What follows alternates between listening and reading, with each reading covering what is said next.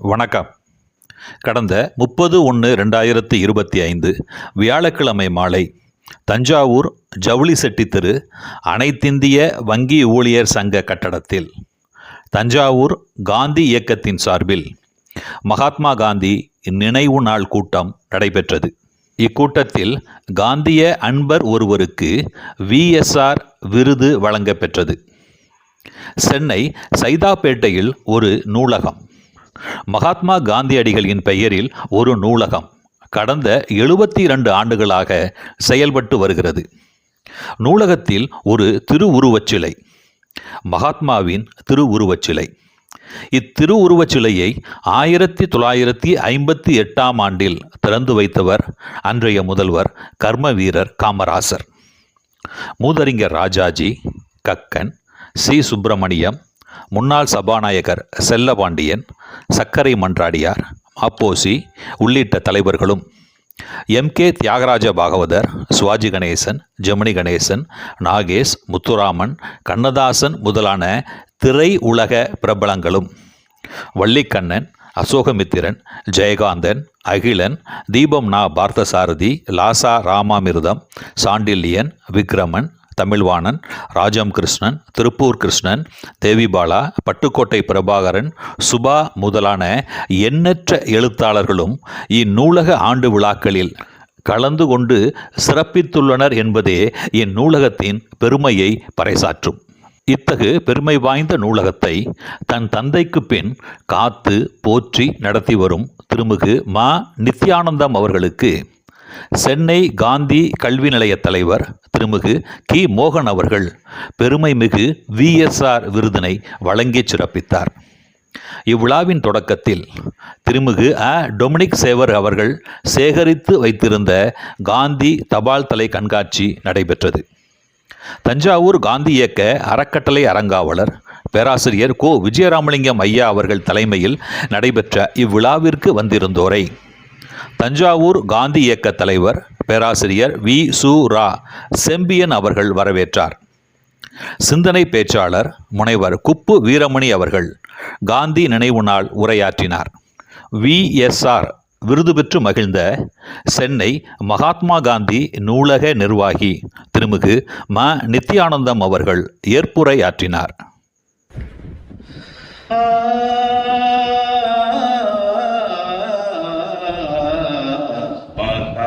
காந்தி மகா மகா காந்தி மகா வாழ தியாகியாம் நீ பூலோகம் மீதிலே, வாழ தியாகியாம் நீ பூலோகம் மீதிலே, மகா காந்தி மகா மகா காந்தி மகா. தேசிய சேவா குரு, தெய்வீக பூஜா குரு, தேசிய சேவா குரு, தெய்வீக பூஜா குரு. ஜெகசேவையே புரிந்தாய், இக ஜோதியாய் நிறைந்தாய். ஜெகசேவையே புரிந்தாய், இக ஜோதியாய் நிறைந்தாய். சுக வாழ்வையே மறந்தான், சுயராஜ வாழ்வை தந்தான். சுக வாழ்வையே மறந்தான், சுயராஜ வாழ்வை தந்தான்.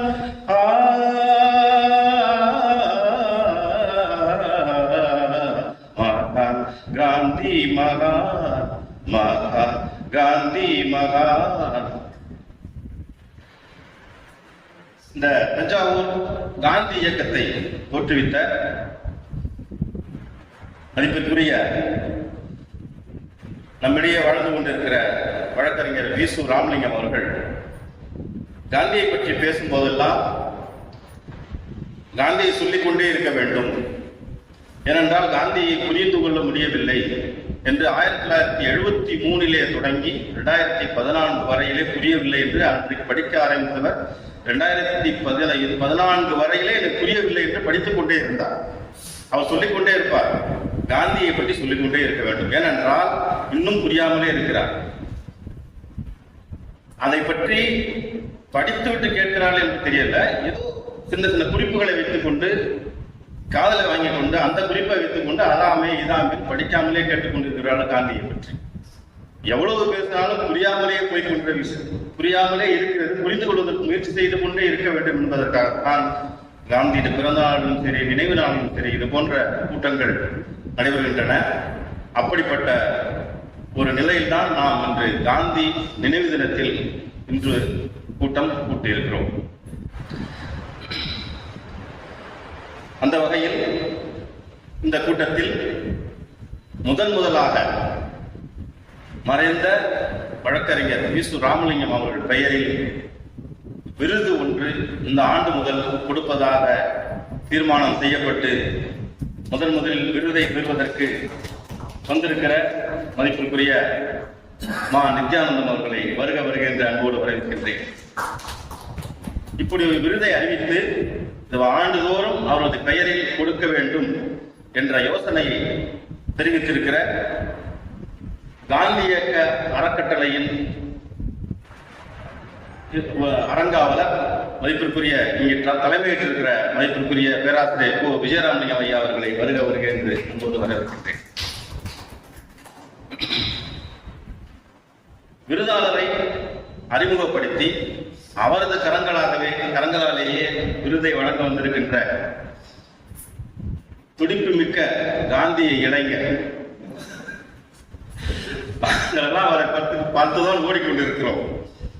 மதிப்பிற்குரிய ஐயா மோகன் அவர்களை வருக என்று அன்போடு வரவேற்கின்றேன். தன்னை எப்போதுமே சின்ன பையன் என்றுதான் சொல்லிக் கொண்டிருப்பார்.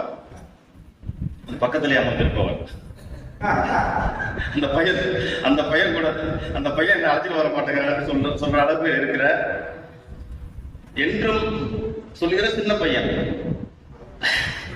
காந்தியத்தின் மீது மிகுந்த பற்று கொண்டவர், காமராஜரோடு பழகியவர்,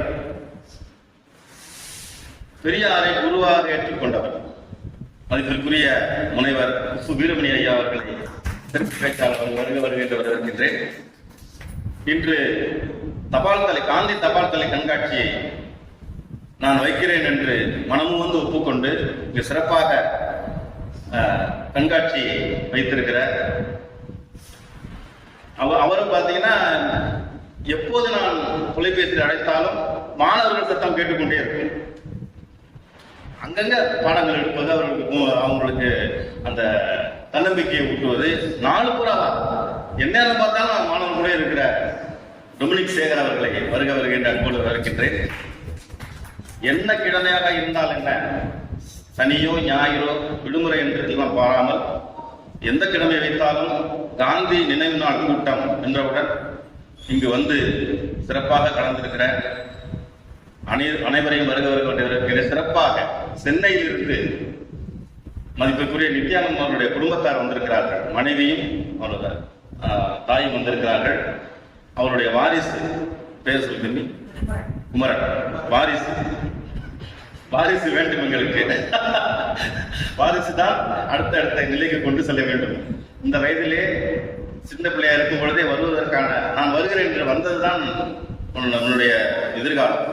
ரொம்ப மகிழ்ச்சியாக இருக்கிறது. அவர்களை வருக என்று அன்போடு வரவேற்று இந்த நிகழ்வை தலைமையேற்றிருக்கிற பேராசிரியர் கோ. விஜயராமலிங்கம் அவர்கள் கையிலே ஒப்படைக்கிறேன். நன்றி, வணக்கம். அரங்கத்தில் இருக்க பெரியவர்களுக்கும் நண்பர்களுக்கும் வணக்கம். காந்தியடிகளுடைய நினைவு நாள். அவர் நம்மை விட்டு பிரிந்து 76 ஆண்டுகள் கடந்துவிட்டன. ஆனால் காந்தியை தமிழ்நாட்டில் மதுரை காந்தி அருங்காட்சியகத்தில் இருக்கிற புகழ்வாய்ந்த மனிதர்களுக்கு அடுத்து தமிழ்நாடு முழுவதும் காந்தியினுடைய புகழை தன்னுடைய ஆற்றல் வாய்ந்த பேச்சாலும் அவருடைய செயல்களாலும் இன்றளவும் காந்தியை தமிழ்நாடு பெரும்பாலும் நினைவுக்கு வைத்திருப்பதற்கு அடிப்படையாக இருக்கிற வழக்கறிஞர் வி.எஸ். ராமலிங்கம் அவர்கள். அவர் ஒரு 3 படகுல ஒரே நேரத்தில் பயணம் பண்ணவர். 3 படகுல பயணம் பண்றதுங்கிறது ரொம்ப கஷ்டம். ஒரே நேரத்தில் பயணம் பண்ணவர். அவர் ஆரம்பிச்சது அண்ணா, பாரதிக்கு வந்தார், காந்தியில கரைந்தார். இதுதான் விஎஸ்ஆர் ஐயாவுடைய ஒட்டுமொத்தமா சொல்றாருந்தா அதுதான். அப்பேற்பட்ட பெரியவர். அவருடைய வாரிசு செம்பியன். அவர் தந்தை என்ன நினைத்தாரோ, எதையெல்லாம் செய்து கொண்டிருந்தாரோ அதை அப்படியே மாறாமல், என்ன சிரமம் இருந்தாலும் அவர் தந்தையார் மேற்கொண்ட பணியை தொடர்ந்து செய்து கொண்டிருக்கிறார். வி.எஸ். ராமலிங்கம் அவர்களுடைய சீடராக வழக்கறிஞர் பணியை அவரிடம் இருந்து கற்றுக்கொண்டு இருக்கிற பாரதிய இயக்கத்தினுடைய முன்னோடி அரங்காவலர், மரியாதைக்குரிய வழக்கறிஞர் பிரேமசாயி இருக்கிறார். அவர் விஎஸ்ஆருடைய மாணவர், அப்படிதான் சொல்லணும். பாரதிய கண்பர்கள் வந்திருக்காங்க நிறையா. இந்த அரங்கம் இந்திய வங்கி ஊழியர் சங்கத்தினுடைய பொறுப்பில் இருக்கிறது. அதனுடைய பொறுப்பாளர் தஞ்சை வங்கி ஊழியர் சங்கத்தினுடைய கிளையின் செயலாளர் மரியாதைக்குரிய ஐயா அன்பழகன் அவர்கள் இருக்கிறார்கள். அவர்கள் இந்த அரங்கத்தை எந்த நல்ல நிகழ்ச்சி நடந்தாலும் அதற்கு மனமுவந்து கொடுத்து அதற்கு ஆதரவு அளித்து கொடுப்பது மட்டும்தான் ஆதரவு அளிக்கிறார்கள். நாம் தொடர்ந்து மாதம் நடத்துகிற நிகழ்ச்சிகளுக்கெல்லாம் இங்குதான் நாம் நடத்தி கொண்டிருக்கிறோம். அவர்கள் இங்கே இருக்கிறார்கள். இதை குறிப்பிட்டு சொல்ல வேண்டிய அம்சம் என்னவென்றால், மேடையில் இருக்கிற யாரும் காந்தியிலிருந்து விலகி இருந்தவங்க கிடையாது. ஐயா செம்பியன் குறிப்பிட்டது போல ஐயா குப்பு வீரமணி அவர்கள் இன்னைக்கு காந்தி நினைவு நாள் உரையாற்ற இருக்கிறவர்கள். அவர் பெரியார் காந்தி ரெண்டிலையும் சமமான பார்வை கொண்டவர். வழக்கமா சொல்றது, பெரியார் பாதையில காந்தியை பிடிச்சி ஒரு அழைச்சிட்டு போவார்னு சொல்றது. அப்பேற்பட்ட மனிதர். இது என்ன வேடிக்கை என்னென்றால், எதிலும் தீவிரமாக இல்லாமல் பெரியாருடைய கருத்துக்களில் வலிமையாக இருந்தாலும், காந்தியினுடைய கருத்துக்களில் வலிமையாக இருந்தாலும், எதிர்கருத்துக்களை மனமுவந்து ஏற்றுக்கொண்டு மென்மையாக பதிலளிக்கும் ஆற்றல் உள்ள மனிதர் குப்பு வீரமணி அவர்கள். நல்ல சிறந்த பேச்சாளர். ஐயா மோகன் அவர்கள், அவர் சொல்றதை விரும்ப மாட்டார், அதான் சொல்லணும். உங்க தாத்தா சுப்பாராவ்னு பேர். தமிழ்நாட்டில் விரல் விட்டு எண்ணக்கூடிய விடுதலை போராட்ட வீரர்களில் இவர் தாத்தா ஒரு பெரிய மனிதர். இன்னொன்று சொன்ன ரொம்ப நீங்க வியப்பா இருக்கும். இவர் பணியாற்றியது பள்ளி ஆசிரியர். அவங்க தாத்தா பெரிய கோடீஸ்வரர். சேலத்துல இந்த தாத்தாவில் இன்னைக்கு இருக்கு பெரிய பங்களா இருக்கு, ஆனா இவருக்கு சொந்தம் கிடையாது. ஏன்னா விடுதலை போராட்ட வீரர்கள் எவ்வளவு கோடீஸ்வரராக இருந்தாலும் தன் சந்ததியை சாதாரணமாக வைத்துவிட்டு செல்வதுதான் நம்முடைய நாட்டினுடைய வழக்கம். அந்த வகையில் இவர் தன்னுடைய வழியில் தன்னுடைய வருமானத்தை ஆசிரியர் பணியாற்றி செய்தாரே தவிர அவர் தாத்தாவுடைய கோடிக்கணக்கான சொத்தும் இல்லை, இவர் குடும்பத்தில் இல்லை. எல்லா விடுதலை போராட்ட வீரர்களை போலவும் தாத்தா சுப்பாராவ் இவரை குடும்பத்தையும் அப்படித்தான் வைத்துவிட்டு சென்றார். அப்படிப்பட்ட இது வந்தவர். இவர் சென்னை காந்தி கல்வி நிறுவனத்தினுடைய தலைவர். இன்றைக்கு வெங்கட்நாராயணா சாலையில் இந்தி பிரச்சார தர்ஷன் இந்தி பிரச்சார சபாவுக்கு அடுத்து இருக்கிற டக்கர் பாபா வித்யாலய உள்ள வளாகத்தில் இருக்கிற காந்தி கல்வி நிலையம். அது இந்த காந்தி கல்வி நிலையத்தை துவங்கியவர் திருமலை என்கிற மகா பெரியவர். கையில ஒண்ணுமே இல்லாம காந்தியை கொண்டு போய் சேர்த்ததுல ஒரு பெரிய மனிதர். கையில ஒண்ணு இருக்காது. கையில ஒண்ணு இல்லாம காந்திக்காவே வாழ்ந்த மனிதர். அவர் துவக்கியதுதான் காந்தி கல்வி நிலையம் சென்னையில். அவருடைய குருநாதர் யார்? ரசிகமணி டி.கே. சிதம்பரம் முதலியார், சிதம்பரநாத முதலியார் தான் அவருடைய குருநாதர். அந்த பரம்பரையில் வந்தவர் மோகனையா அவர்கள். நல்ல எளிமையாக பழகக்கூடியவர். அப்படிப்பட்ட காந்தி கல்வி நிலையம் ஒவ்வொரு புதன்கிழமை, நேற்று கூட நம்ம சிவகுரு பேசினார். காந்தி கல்வி நிலையத்தினுடைய ஆன்லைன் மீட்டிங்ல நேருவின் வழக்குகளை பற்றி சிவகுரு பேசினார். நம்ம சிவகுரு ஐயா வந்திருக்கார். அப்படி எல்லா இடத்திலும் பரவலான தொடர்பை ஏற்படுத்தி கொண்டு இளைஞர்கள் மத்தியில் காந்தியை சென்று கொண்டு சேர்க்கிற பணியை அவருடைய காந்தி கல்வி நிலையம் நடத்தி கொண்டிருக்கிறது. அந்த காந்தி கல்வி நிலையம் தொடர்புடையவர் டெல்லியில் காந்தி அருங்காட்சியகத்தினுடைய தேசிய இயக்குனர் அண்ணாமலை அவர்கள். அவர்கள் அந்த காந்தி கல்வி நிலையத்தோடு தொடர்புடையவர். அவருடைய குடும்பமே இதில் தொடர்போடு இருக்கிறது. இன்னைக்கு இளைஞர்கள் மத்தியில் போட்டி நடத்தி காந்தியை படிக்க வைத்துக் கொண்டிருக்கிறது, முதன்மையான பணி ஆற்றிக் கொண்டிருக்கிறது சென்னை காந்தி கல்லூரியுடைய அதனுடைய தலைவர் அவர் நித்யானந்தம். ரொம்ப எளிமையான ஒரு குடும்பத்துல பிறந்தவர். இவர் தந்தையார் மகாலிங்கம் என்று பெயர். அவர் சென்னை சைதாப்பேட்டையில மகாத்மா காந்தி நூல் நிலையம் என்ற ஒரு நிலையத்தை துவங்கினார். அங்கு காமராஜருடைய பொற்களம் அதில் பட்டது. அது இன்றைக்கு வளர்ந்து செழித்து ஒரு விரல் விட்டு எண்ணக்கூடிய தனியார் நூலகத்தில் என்று சொன்னால் அது இவருடைய தந்தையார் மகாலிங்கம் அவர்கள் துவங்கிய, சேதாப்பாட்டில் துவங்கிய மகாத்மா காந்தி நூல் நிலையம். அங்கு வராத பெரியவர்கள் இல்லை. ராஜாஜி வந்திருக்கிறார், காமராஜ் வந்திருக்கிறார், இப்படி விரல் விட்டு எண்ணக்கூடிய பெரியவர்கள் எல்லாம் அங்கு வந்திருக்கிறார். அதாவது நூற்றுக்கணக்கானவன்னு சொல்லலாம். ஒரு பட்டியலை சொன்னா அவர் சொல்லுவார். அப்படிப்பட்ட பெரியவர்கள் வந்த அந்த மகாத்மா காந்தி நூல் நிலையம் அவருடைய தந்தையார் இருக்கிறார். இவர் பொறுப்பை எடுத்துக்கொண்டு கடந்த 6 மாதங்களில் அவ்வளவு சிரமப்பட்டு இவர் மேல் உள்ள நம்பிக்கையில் பொதுமக்கள் லட்சக்கணக்கான ரூபாயை நன்கொடையாக கொடுத்து மிகப்பெரிய நூலகத்தை கட்டி சமீபத்தில் திருப்பூர் நடத்தி இருக்கிறார்கள். அது ஒரு காரணம் தான் அவர் இந்த விருது பெறுகிறார். அவருடைய முயற்சி, அவருடைய எளிமை. அது மட்டுமில்ல, கோவில்.com அவர் ஒன்று துவங்கியிருக்கிறார். தமிழ்நாட்டில் இருக்க பொருள்வாய்ந்த ஆலயங்களை பற்றிய தகவல்களை அதில் போய் பார்க்கலாம். செம்பியன் அண்ணாவுக்கும் காந்திக்கும் பாரதிக்கும் வச்சிருக்காரு இணையதளம். அதே போல அவர் வச்சிருக்க இணையதளம் கோயில்களை பற்றி, ஆலயங்களை பற்றி அத்தனை வரலாறும் நாம் ஆன்லைன்ல பார்க்குற அளவுக்கு தொகுத்து வச்சிருக்கார். அவர் நூல் நிலையத்தில் ஆயிரக்கணக்கான நூல்கள் வச்சிருக்காரு. அப்படிப்பட்ட ஒரு மனிதர். மோகனையாவுடைய மனைவி வந்திருக்காங்க, வாரணி அம்மா. அவங்க வங்கியில பணியாற்றி ஓய்வு பெற்றவங்க. இவர் இன்னைக்கு இப்படி இருக்காருன்னா அவங்க தான் காரணம், இவர் காரணம் இல்லை. இவர் இப்படி எல்லாம் பாதுகாத்து நம்மகிட்ட இப்படி உலா விட்டுறது அவங்க தான் முதல் காரணம். அவர் மறுக்க மாட்டாரு. இவருடைய தம்பி நித்யானந்தனுடைய இல்லத்தரசி வந்திருக்காங்க, ஒரு பையன் வந்திருக்காங்க. இவங்கெல்லாம் துணை செய்யலைன்னா இவர் அந்த லைப்ரரியை எந்த அளவு நிர்வாகம் பண்ணியிருப்பாரு. குறைந்தபட்சம் தொந்தரவு பண்ணாம ஒரு ஆண்மகன் அளப்பரிய பணியை ஆற்றுவானால் உடனிருப்பவர்கள் ஒத்துழைக்காவிட்டாலும் நீ ஏதாவது செய்யி அப்படின்னு குறுக்க நிற்காமையாவது இருக்கணும். அப்படிப்பட்ட பின்னணி உள்ள அவருடைய இல்லத்தை அரசு 2 பேர் வந்திருக்காங்க.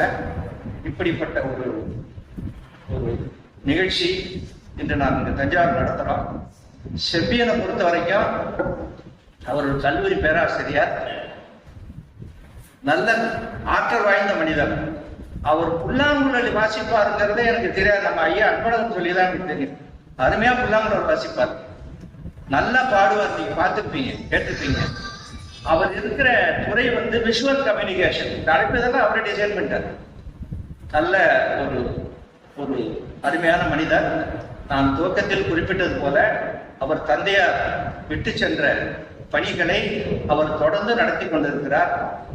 மரியாதைக்குரிய சகோதரர் டொமினிக் சேகர், பாபு டொமினிக் சேகர், அவர் அடிப்படையில் பள்ளி ஆசிரியர்.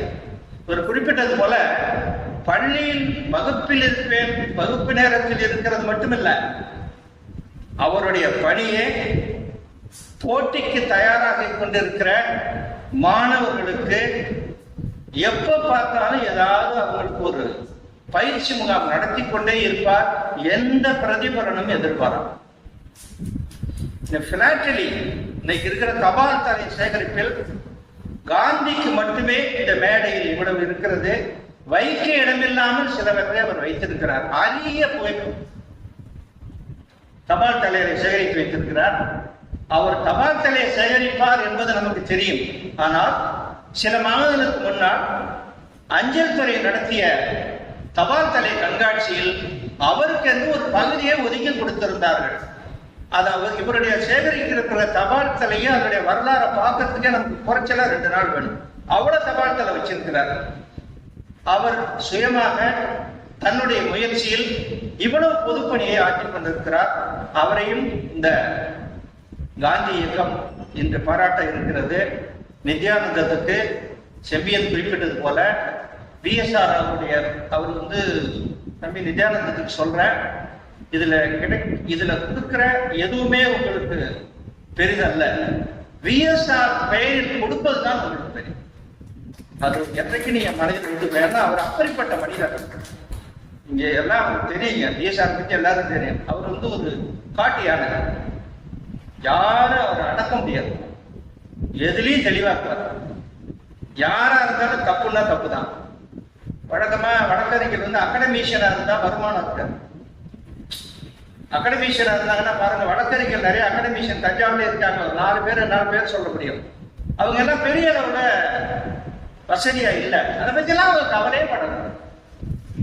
சாயங்காலம் இதுல இருந்து நீதிமன்றத்துல இருந்து வந்தாருன்னா எல்லாரையும் அழைச்சிட்டு போய் ஒரு உணவகத்துல உட்காந்து ஒரு பெருந்தொகையை செலவு பண்ணிட்டு தான் வீட்டுக்கு போவார் அப்பா. அப்பேற்பட்ட மனிதர் எங்க பார்த்தாலும் இனிமையா பழகுவார். எதை பற்றி கேட்டாலும் நல்ல தகவலோடு அவர் பேசுவார். நீதிமன்றத்தில் 10 நிமிடம் நீதிபதி அவகாசம் கொடுப்பார். ஆனால் 1 மணி நேரம் நீளும் நீதியரசரை பார்த்து கொண்டு உட்கார்ந்திருப்பார் தந்தையருடைய வாதத்தை. எதற்காக சொல்கிறேன் என்றால், அவர் பெயரில் கொடுக்கப்பட்டுள்ள விருது, இந்த விருது பெருமை மிகு விருது. இங்கு இந்த நிகழ்ச்சிக்கு வந்திருக்கிற உங்களை எல்லாம் காணும் போது கூட்டம் குறைவாக இருந்தாலும் எல்லாரும் ஒவ்வொரு துறையில வெள்ளம் தாஜ்வாரையா வந்திருக்காங்க. இப்படிப்பட்ட மனிதர்கள், ஐயா சாமி சம்பத்குமார் வந்திருக்காங்க. அவங்க வந்து காவிரி பாரம்பரிய மையத்தினுடைய இயக்குனர், அதோட இன்னொரு கிளைகளுடைய பாரதி திறனுணர் மையத்துடைய இயக்குனர் இவர் ஐயா குப்பு விரும்பியவங்க. இப்படி இங்க இருக்கிற ஐயா கரைந்தை ஜெயக்குமார், அவர் ஒரு ஆவண காப்பாளர், எல்லாவற்றையும் முறையாக பதிவு செய்து செய்யறடைய ஆற்றல் உள்ளவர். அவருடைய நண்பர்கள்லாம் வந்திருக்காங்க. ரொம்ப மகிழ்ச்சி. இத்துடன் உங்களுடைய தலைமை உரையை நிறைவு செய்து கொண்டு இந்த நிகழ்ச்சியை மேலும் செம்பிய நடத்துமாறு. அனைவருக்கும் வணக்கம். நித்யானந்தம் அவர்களை அறிமுகப்படுத்தி இந்த விருதை வழங்குவதற்கு முன்னால் சில நிமிடங்கள் உங்களுடைய உத்தரவின் பேரில், அனுமதியின் பேரில் எடுத்துக்கொண்டேன். முதலில் பிஎஸ்ஆர் அவரை பற்றியது. இவங்க சொன்னாங்க இல்லையா, காந்தி கல்வி நிலையம், அதை ஏற்படுத்தினவர் டிடி திருமலை அவர்கள். அவர் வந்து இங்க தஞ்சாவூருக்கு என்னை கூட்டிட்டு வந்தாரு. வயசு அப்பெல்லாம் கம்மி தான் எனக்கு. பிஎஸ்ஆரை நான் நேரிலே பார்த்துருக்கேன், அவருடைய அலுவலகத்துல பார்த்துருக்கேன், அப்போ பேச்சு எல்லாம் பேசியிருக்கேன் அவரோட. ரொம்ப அற்புதமான மனிதர். எனக்கெல்லாம் அது பெரிய கொடுப்பினைன்னு நினைக்கிறேன். எனக்கு தெரியாது அப்பேற்பட்ட ஒரு ஆளுமைங்கிறது தெரியாது. அப்புறம் தான் கொஞ்சம் கொஞ்சமா தெரிஞ்சது. கொஞ்சம் நான் அந்த காந்தி கல்வி நிலையம் நடத்தின பத்திரிகை சர்வோதயங்கிற பத்திரிகை அது நடத்தல, பட் மதுரையிலேருந்து வந்தது. அந்த பத்திரிகையில கட்டுரைகள்லாம் எழுதுற ஒரு வாய்ப்பு கிடைச்சது. அப்போ வந்து உங்களுடைய பல பேருக்கு தெரிஞ்சிருந்தாலும் உங்களுடைய நல்ல நினைவை திருப்பி கலப்புறதுல சந்தோஷப்படுறேன். ஜெயபிரகாஷ் நாராயணன் கேள்விப்பட்டிருப்பீங்க, காந்தி கூட இருந்தவர். அவருடைய மனைவி, அவங்க பேர் பிரபாவதினு பேர். எதுக்கு இப்படி சொல்றேன்னு சொன்னா, காந்தியினோட ஆளுமை யாருன்னு அப்பதான் உங்களுக்கு தெரியும். சுதந்திரத்துக்கு வந்ததெல்லாம் பெருசா நினைக்கிறேன், உங்களுக்கே தெரியும். அப்படி வந்து பெருசா நினைச்சிருந்தாருன்னா இன்னைக்கு அவருடைய நினைவு நாள் நம்ம நினைச்சிட்டு இருக்கோமே. சுதந்திரம்ங்கிறது பெருசா இல்லைன்னு சொன்னா, 47 ஆகஸ்ட் 15 அவர் எங்க இருக்கணும்? டெல்லியில இருக்கணும். பார்லிமெண்ட் ஹவுஸ்ல எல்லாம் இவர பட்டமளிப்பு நேரு எடுக்கும் போது அதுக்கு காரணமா இருந்தவர் அங்கெல்லாம் இருக்கணும். ஒரு நவகாடியில கல்கட்டால இருக்காரு. ஏன் அப்படி? அவருடைய எண்ணமே, அவருடைய விருப்பமே வேற. உச்சத்துல வச்சிருந்தது என்னன்னு சொன்னா, இந்து முஸ்லீம் ஒற்றுமை, தீண்டாமை ஒழிப்பு, 3வது ரொம்ப ரொம்ப முக்கியமானது பெண்கள் முன்னேற்றம். அதெல்லாம் நினைச்சு கூட பார்க்க முடியும். இப்ப 2 பெண்கள் வந்திருக்காங்க. அந்த காலத்துல வரவே முடியாது. எனக்கு நல்லா தெரியும். எங்க தாத்தா பத்தி சொன்னாங்கல்ல, எங்க தாத்தாக்கு பேரு மரசுப்பராவ்னு பேரு. ஏன்னு சொன்னா, அந்த ஒடுக்கப்பட்டவர்களுடைய சேரியிலேயே போய் வாழ்ந்தாரு. அவருடைய சொத்து கிருத்தி எல்லாம் அவங்களுக்கே கொடுத்தாரு. சேலத்துல அவர் தெருவில் அவர் இருந்த இடத்துக்கு தெரு பேர் மட்டும் வச்சிருக்காங்க, தியாகி சுப்பராவ் தெருன்னு. இப்ப அந்த ராவ் எடுத்துட்டாங்க, சுப்பு தெருன்னு போட்டாங்க. அப்புறம் அது நல்லா இல்லை சார், அந்த பழைய பேரை வைங்கன்னு சொல்றது தியாகி எடுத்துட்டு சுப்பராவ தேவின்னு வச்சிருக்காங்க. அது பார்த்தா சின்னதா முள்ளுமா அப்படின்னா அங்கதான் ஒடுக்கப்பட்டவர்களுடைய இடம். அவர் என்ன நினைச்சாருன்னா, அவருக்கு 3 பொண்ணுகள், எங்க அத்தை எங்க அப்பாவோட கூட வந்தவங்க. ஒரு பொண்ணை கண்டிப்பாக ஒடுக்கப்பட்டவருக்கு தான் கொடுப்பேன், பொண்ணு கொடுக்கணும், பொண்ணை எடுக்கிறது இல்லை. உங்களுக்கு தெரியும் அது பெரிய அவமானம். உயர்ந்த குலத்தை பிறந்தவங்க சொல்றவங்க ஒடுக்கப்பட்டவருடைய சம்பந்தி ஆகணும்னு விருப்பப்பட்டு தன்னுடைய எல்லா ஆசையும் சொல்லிக்கிட்டே இருந்தார். எங்க பாட்டிக்கு ரொம்ப பயம். என்ன பெண்கள் படுற கஷ்டம்லாம் அவங்களுக்கு தெரியுமான்னு தெரியாது, நான் பார்த்திருக்கேன். நானு கஷ்டப்பட்டு அவங்களுடைய 3வது பொண்ணான எங்க இந்திரா அத்தைய 3வது மனைவியா மயிலாப்பூர்ல ஒரு ஐயருக்கு கொடுத்துட்டாங்க ரகசியமா. எப்ப தெரியுமா? அவர் ஜெயில இருக்கும்போது, எங்க தாத்தா ஜெயில எப்ப இருந்தாரு தெரியுமா? இவர் உப்பு வீரமணியங்கிறதுனால சொல்றேன், ஒரே ஒரு குறிப்பு மட்டும்தான் இருக்கு, 3 இடத்துல இருக்கு. எங்க தாத்தாவை பத்தி எல்லாத்தையும் தூக்கி விட்டு அடிச்சுட்டாங்க. அவர் சொன்ன மாதிரி கோபத்துலதான். அவ்வளவு பெரிய கோடீஸ்வரா இருந்தாலும் எல்லாத்தையும் இப்படியா லூசுத்தனமா கொடுப்பாங்க ஒடுக்கப்பட்டவர்களுக்கு அவசரம், இயக்கத்துக்கு அவசரம். அவருடைய போட்டோ கூட எனக்கு கிடையாது, அவர் முகத்தை கூட நான் பார்த்தது. ரொம்ப இயக்கத்தோட பல தடவை கேட்டுக்கிட்டு இருந்தேன். நாங்க அந்த குழந்தைங்களுக்கு எல்லாத்தையும் விட்டு எரிஞ்சிட்டாங்க எங்க குடும்பத்துல இருந்தோம். அப்பேற்பட்ட ஒரு இயக்கத்தை சேர்ந்தவர் 31ல ஜெயிலில் அவரை தூக்கி போட்டுறாங்க. அதுவும் ராஜாஜி கூப்பிடும்போது எதுக்கு சொல்ல வரேன்னா, அவர் உப்பு வீரமணியை ரொம்ப விருப்பப்பட்டு கேட்பாரு. சேலம் ஜெயில ராஜாஜி தாத்தா 2 பேர் இருக்காங்க. அப்ப அதே ஜெயில பெரியார் இருக்கிறார், அவரையும் கைது பண்றாங்க. இவங்க 2 பேரும் அந்த சிறை கைதியிட்ட போய் சொல்லி, இது குறிப்பே இருக்கு, எழுதியிருக்காரு, கிருஷ்ணன் எழுதியிருக்காரு, திருச்செங்கோடு காந்தி ஆசிரமத்தினுடைய கிருஷ்ணன் எழுதியிருக்காரு. சுப்பராவும் ராஜாஜியும் வேண்டுகோளுக்கு இணங்க பெரியாரும் அதே அரங்கில் 3 பேரும் இருந்தார்கள். அதனால பெரியாரோட எங்க தாத்தா இருந்தாங்க சொல்றதுல ரொம்ப மகிழ்ச்சியா இருக்கு, ரொம்ப சந்தோஷப்படுறேன். அதனால அப்பேற்பட்ட ஒரு பரம்பரைய சொல்லிக்கிறதுல சந்தோஷப்படுறேன். அதனால இந்த மாதிரி ஒரு பெண்கள் முன்னேற்றத்துல முக்கியத்துவம் கொடுத்ததுனால நான் எழுதினது என்ன, இவங்களுடைய மனைவி நம்ம ஜெயபிரகாஷ் நாராயணனுடைய மனைவி பிரபாவதி. என்ன பேர் எழுதினேன் தெரியுமா? அவங்களுக்கு தெரிஞ்சிருந்தாலும் நினைவுபடுத்துறேன். ஆண்கள் பிரம்மச்சரிய விரதம் எடுக்கலாம். பீஷ்மன் கேள்விப்பட்டிருப்பீங்க. நான் கல்யாணம் பண்ணிக்க மாட்டேன், உடல் ஒரு வைத்துக் கொள்ள மாட்டேன், காமம் இதுக்கெல்லாம் விட மாட்டேன்னு சொல்லிட்டு ரொம்ப பெருசா கொண்டாடுவாங்க. ஆண் செய்யலாம், பெண் செய்ய முடியுமா? அந்த பிரபாவதி செய்திருக்காங்க. பிரபாவதி என்ற பீஷ்மி அப்படின்னு கட்டுரை எழுதினேன். வி.எஸ். ராமலிங்கம் ரொம்ப பாராட்டி ஒரு கடிதம் அவர் எழுதியிருக்கேன். எனக்கு அதெல்லாம் மறக்கவே முடியாது. அதனால்தான் நான் அவரை இன்னைக்கும் நினைச்சு பெருமையா சொல்றேன். என்ன சொன்னா, அவரால் பாராட்ட பெற்ற ஒரு கடித கட்டுரை நான் எழுதியிருக்கேங்கிறது ரொம்ப மகிழ்ச்சியா இருக்கு. அதை நினைவுபடுத்துறதுக்கோசரம். அப்படியே அப்பாவுக்கு ஒரு அற்புதமான ஒரு பையன் செம்பியன். அதெல்லாம் நம்ம பெரிய கொடுப்பினேன் பல பேருக்கு. அப்புறம் அதுக்கு இன்னும் கொஞ்சம் போயிடும். என்ன 47க்கு முன்னாடி, சுதந்திரத்துக்கு முன்னாடி வந்த காந்திய புத்தகங்கள் அப்படின்னு சொல்லிட்டு நான் ஒரு கட்டுரை எழுதணும், தயார் பண்ணணும். அதுக்கு அண்ணாமலை என்ன சொல்லிவிட்டாரு, நீ 3 இடத்துக்கு போ, ராஜபாளையத்துக்கு போ, தஞ்சாவூருக்கு போ, மதுரை காந்தி மியூசியத்துக்கு போனேன். தஞ்சாவூருக்கு யார்கிட்ட போ, வேற யாரு? வி.எஸ். ராமலிங்கம் தான், அவர் வச்சிருப்பாரு. இவருடைய லைப்ரரிக்கு போனேன், என்னால மறக்க முடியாது. அற்புதமான ஒரு விருந்தோம்பல். யார் சார் அப்படி எல்லாம் பண்ணுவா? இந்த லைப்ரரி சாவியை கொடுத்துட்டு போய் எடுத்துக்காங்க, நீங்க பாருங்க. ஒரு பிளாஸ்க்ல காஃபி போட்டு, ஒரு டம்ளர் வச்சு, டீ வச்சு, அப்பப்போ உங்களுக்கு போர் அடிச்சது இதை கொஞ்சம் போட்டு குடிங்கன்னு சொல்லிங்க. இந்த மாதிரி எல்லாம் பண்ணுவாங்களா? அதனால வி.எஸ்.ஆருக்கு ரொம்ப விருப்பப்பட்ட ஒரு அற்புதமான மனிதர் பையன். இந்த குணமெல்லாம் யாருக்கும் வராது. அப்பாவை பத்தி சொல்லுவாங்க, எல்லாம் பண்ணுவாங்க.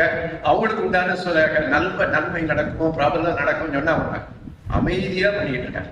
ரொம்ப அற்புதமா பண்ணிட்டு இருக்காரு.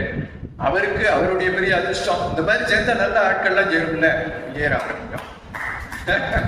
விஜயராமலிங்கம் மாதிரி எல்லாம் நான் ரொம்ப தள்ளி நிற்கிறேன். ஏன்னா அந்த ஆளுமை எல்லாம் வேற சும்மா ஜாலியா செஞ்சுக்கிட்டு சிம்பிளா இருப்பாரு. வழியா உயர்ந்த அற்புதமான, எனக்கு என்னுடைய பெரிய கொடுப்பினை. நான் கொஞ்சம் பயந்து தான் அவருக்கு தள்ளி நிற்கிறேன்.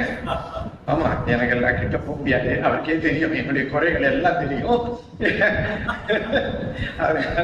நான் கொஞ்சம் ஓரமா தான் நிற்கிறேன். அந்த விஜயராமலிங்கம் அவர்களும் இவங்களும் சேர்ந்து இன்னைக்கு முன்னுடைய கையால நித்யானந்தத்துக்கு நீ கொடுக்கணும்னு சொன்னபோது ரொம்ப மகிழ்ச்சி ஆயிடுது. என்னுடைய நண்பர்கள் சில பேருக்கெல்லாம் கொஞ்சம் வருத்தம் கூட, ஏன்னா காந்தி கல்வி நிலையத்தில் இன்னைக்கு 30 இருக்க வேண்டாமா, நீ எங்கேயோ போறீங்க தஞ்சாவூருக்கு அப்படின்னு நவம்பர் மாசமே ஒத்துக்கிட்டேன்.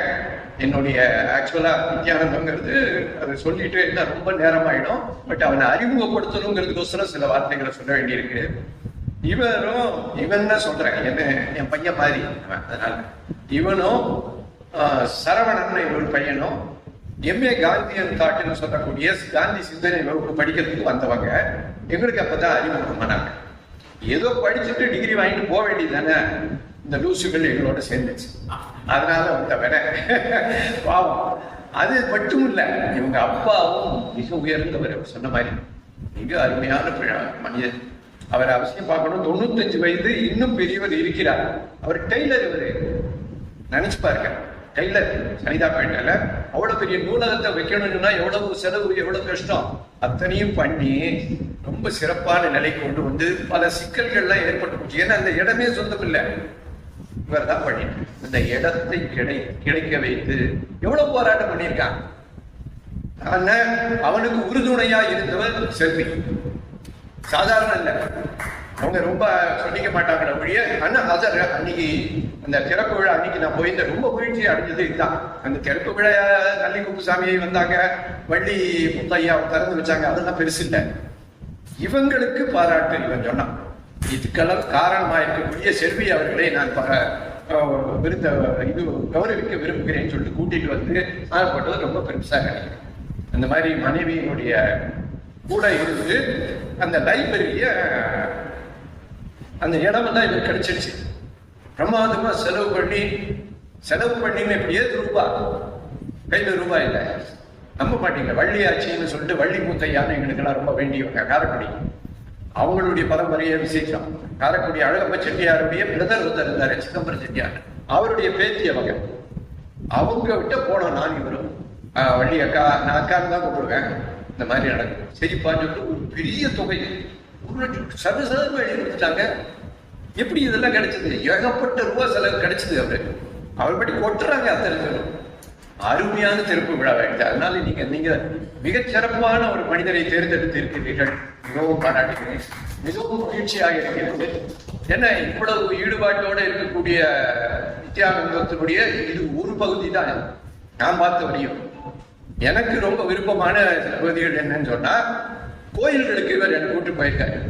ஒரு வருடம் 2 வருடம் 15-20 வருடமா போயிருக்கோம். தஞ்சாவூர் அப்படியே சுத்தி பார்த்து பிரமிச்சு போயிருக்கோம். சில கோயில்கள்லாம் அதான் கொண்டு போய் எப்படின்னா பாடல் பெற்ற ஸ்தலங்கள், இந்த மாதிரி பிரபலமான பூஜை, இந்த பேர் என்ன பைகார ஸ்தலங்கள்லாம் கூட்டு போக மாட்டாங்க. அங்க போனா அப்ப அந்த ஐயர் மட்டும்தான் இருப்பாரு. ஆனா அந்த அற்புதமான சிவலிங்கமோ அதெல்லாம் இருக்கும்.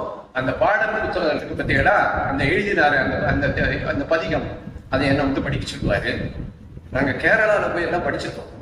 அந்த மாதிரி எல்லாம் கூட்டிட்டு போய் அப்படி ஒரு அதுக்கு பேர் இவர் சொன்ன மாதிரி templeYatra.com போய் பாருங்க. templeYatra.comனு ஒரு வெப்சைட் இருக்கு. அதுல கிட்டத்தட்ட 10,000 பாடல்கள் இவன் கைப்பட எழுதி டைப் பண்ணி ஏற்றிருக்கான். இப்பெல்லாம் மாதிரி இல்லை, அப்ப அந்த காலத்துல அதெல்லாம் பார்த்து இப்படி எல்லாம் இருக்கானே அப்படின்னு சரி ரைட்டு லூசோட தான் சேரும் அப்படின்னு நினைச்சிட்டு அப்படி ஒரு உணர்வோட இயங்கக்கூடிய ஒரு மனிதர் பேரு நித்யானந்தம். அவருக்கு இதெல்லாம் தான் ஒரு பகுதி. இன்னும் நல்ல சிறப்பான பகுதிகள் இருக்கு. எனக்கு விருப்பமா இன்னும் கொஞ்சம் நான் அவனோட பெரியவாங்கிறதுனால வாழ்த்துறது என்ன சொல்றேன்னா, இன்னும் நிறைய நல்ல நல்ல மனிதர்களோட நட்போட இன்னும் கொஞ்சம் ஜாஸ்தி பழகி இன்னும் கொஞ்சம் நல்லையா பல சௌரியங்கள்லாம் பெற்று இன்னும் சிறப்பா வரணும்னு தான் வாழ்த்துறேன் நான். அதனால நீங்க நினைக்கிறது இது கொஞ்சம் சுருக்கமா தான் சொல்லிருக்கேன். அவனோட பேசி பழகி பாருங்க. ரொம்ப உயர்ந்த மனிதர். அதனால அந்த விருது பெறுறதுக்கு வருடம் என்னால முடிந்த ஏதாவது உதவியை நான் செய்யறேன். முடிஞ்சா ஃப்ரீ டைம் இருந்தா நானே அந்த விழாக்கு வந்துடுறேன். இதுல நான் இன்னைக்கு என் கையால கொடுத்து சந்தோஷப்படுறேன். அடுத்த வருடமும் தொடர்ந்து வருடம் இந்த மாதிரி விழா நடத்தணுங்கிற ஒரு பாராட்டை சொல்லிக்கிறேன். அதனால அவரை அறிமுகப்படுத்தி சொல்ல சொன்னீங்க. இந்த இதை கொடுத்துடுறேன். அதுக்கு முன்னாடி இந்த குப்பு வீரமணி ஐயா அவர்களை பேசுறதை நான் கேட்கணும்னு ஆசைப்படுறேன். அது ஒண்ணு. அப்புறம் டோமினிக் சேகரை பத்தி ஒரே ஒரு வார்த்தை மட்டும் சொல்லிடுறேன். அங்க பார்த்த போது எனக்கு ரொம்ப ரொம்ப கவர்ச்சியானது எனக்கு பர்சனலா என்னன்னு சொன்னா, காந்தியினுடைய வெளிநாட்டு தொடர்பு ரொம்ப ஆசை. நம்ம ஊரை பத்தி, நம்ம ஊருக்காரர் நம்ம ஊர்ல என்ன வேணா சொல்லலாம். வெளிநாட்டுல லண்டன்ல கிங்ஸ்லி ஹால் அப்படின்னு ஒரு இடம் இருக்கு. அது நீங்க கேள்விப்பட்டிருக்கீங்களா தெரியாது. அங்க போய் தங்கியிருக்காரு. வட்டமேஜை, 2வது வட்டமேஜை மகாநாட்டுல 1931 நவம்பர் மாசம் அங்க போய் தங்கியிருக்காரு. 8 மாசம் 80 நாட்கள் தங்கியிருக்காரு. குளிரு.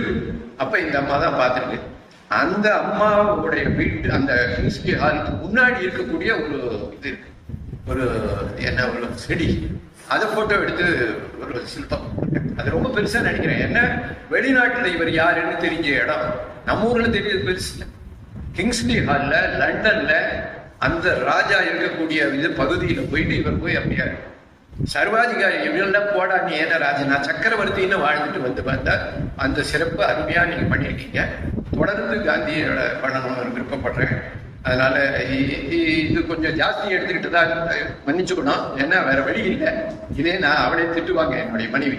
உங்களுக்கு மைக்கு வந்துடுச்சுன்னு சொன்னா வியாதி வந்துடுது, நிறுத்த முடிய மாட்டேங்குது, உங்களை 2 பேரும் பிடிச்சி இழுக்க வேண்டியிருக்கு. அந்த மாதிரி ஒரு சூழல் ஏற்பட்டு போச்சு, மன்னித்துக் கொள்ளுங்கள். பட் ரொம்ப சிறப்பாகவும் ரொம்ப மகிழ்ச்சியாகவும் கொஞ்சம் உடல்நிலை சரியில்லாம போனதுனால என்னால கொஞ்சம் அந்த வேகத்தோட பேச முடியல. கொஞ்சம் அமுக்கி வாசிக்கிறேன், இல்லாட்டி நீங்களாம் பயந்துருவீங்க. அதனால உங்களால் தாங்க முடியாது. என்னுடைய மிக நல்ல நேரம் என்னுடைய கைகளால திரு நித்யானந்தம் அவர்களுக்கு உங்கள் முன்னிலையில் உங்கள் சார்பில் இதை வழங்குவதில் மிக மிக மகிழ்ச்சி அடைகிறேன். நீங்களும் மகிழ்ச்சி அடைகிறேன்னு நினைக்கிறீங்க. உங்களுடைய வாழ்த்துக்கள் அனைத்தும் நித்யானந்தத்துக்கு கிடைக்கட்டும். வழங்கும் வழக்கறிஞர் BSR விருது மா நித்யானந்தம். நல்ல அழகான போட்டெல்லாம் போட்டாங்க. காந்திய சிந்தனையாளர், சீர்மிகு எழுத்தாளர், நூலாசிரியர், ஆய்வுமிகு ஆய்வாளர். கடந்த 72 ஆண்டுகளாக தனது தந்தையார் நடத்தி வந்த சென்னை மகாத்மா காந்தி நூலகத்தை சுமார் 25,000 நூல்களை கொண்டு திறம்பட நடத்தி வரும் திருமிகு மா நித்யானந்தம் அவர்களுக்கு காலமெல்லாம் காந்தியத்தை பரப்பி வந்த தஞ்சாவூர் வழக்கறிஞர் வி.சு. ராமலிங்கம் அவர்கள் நினைவாக BSR விருது ரூபாய் 5,000 பொற்கிழி வழங்கி தஞ்சாவூர் காந்தி இயக்கம் பாராட்டி மகிழ்கிறது. மோகன், காந்தி கல்வி நிலையம்.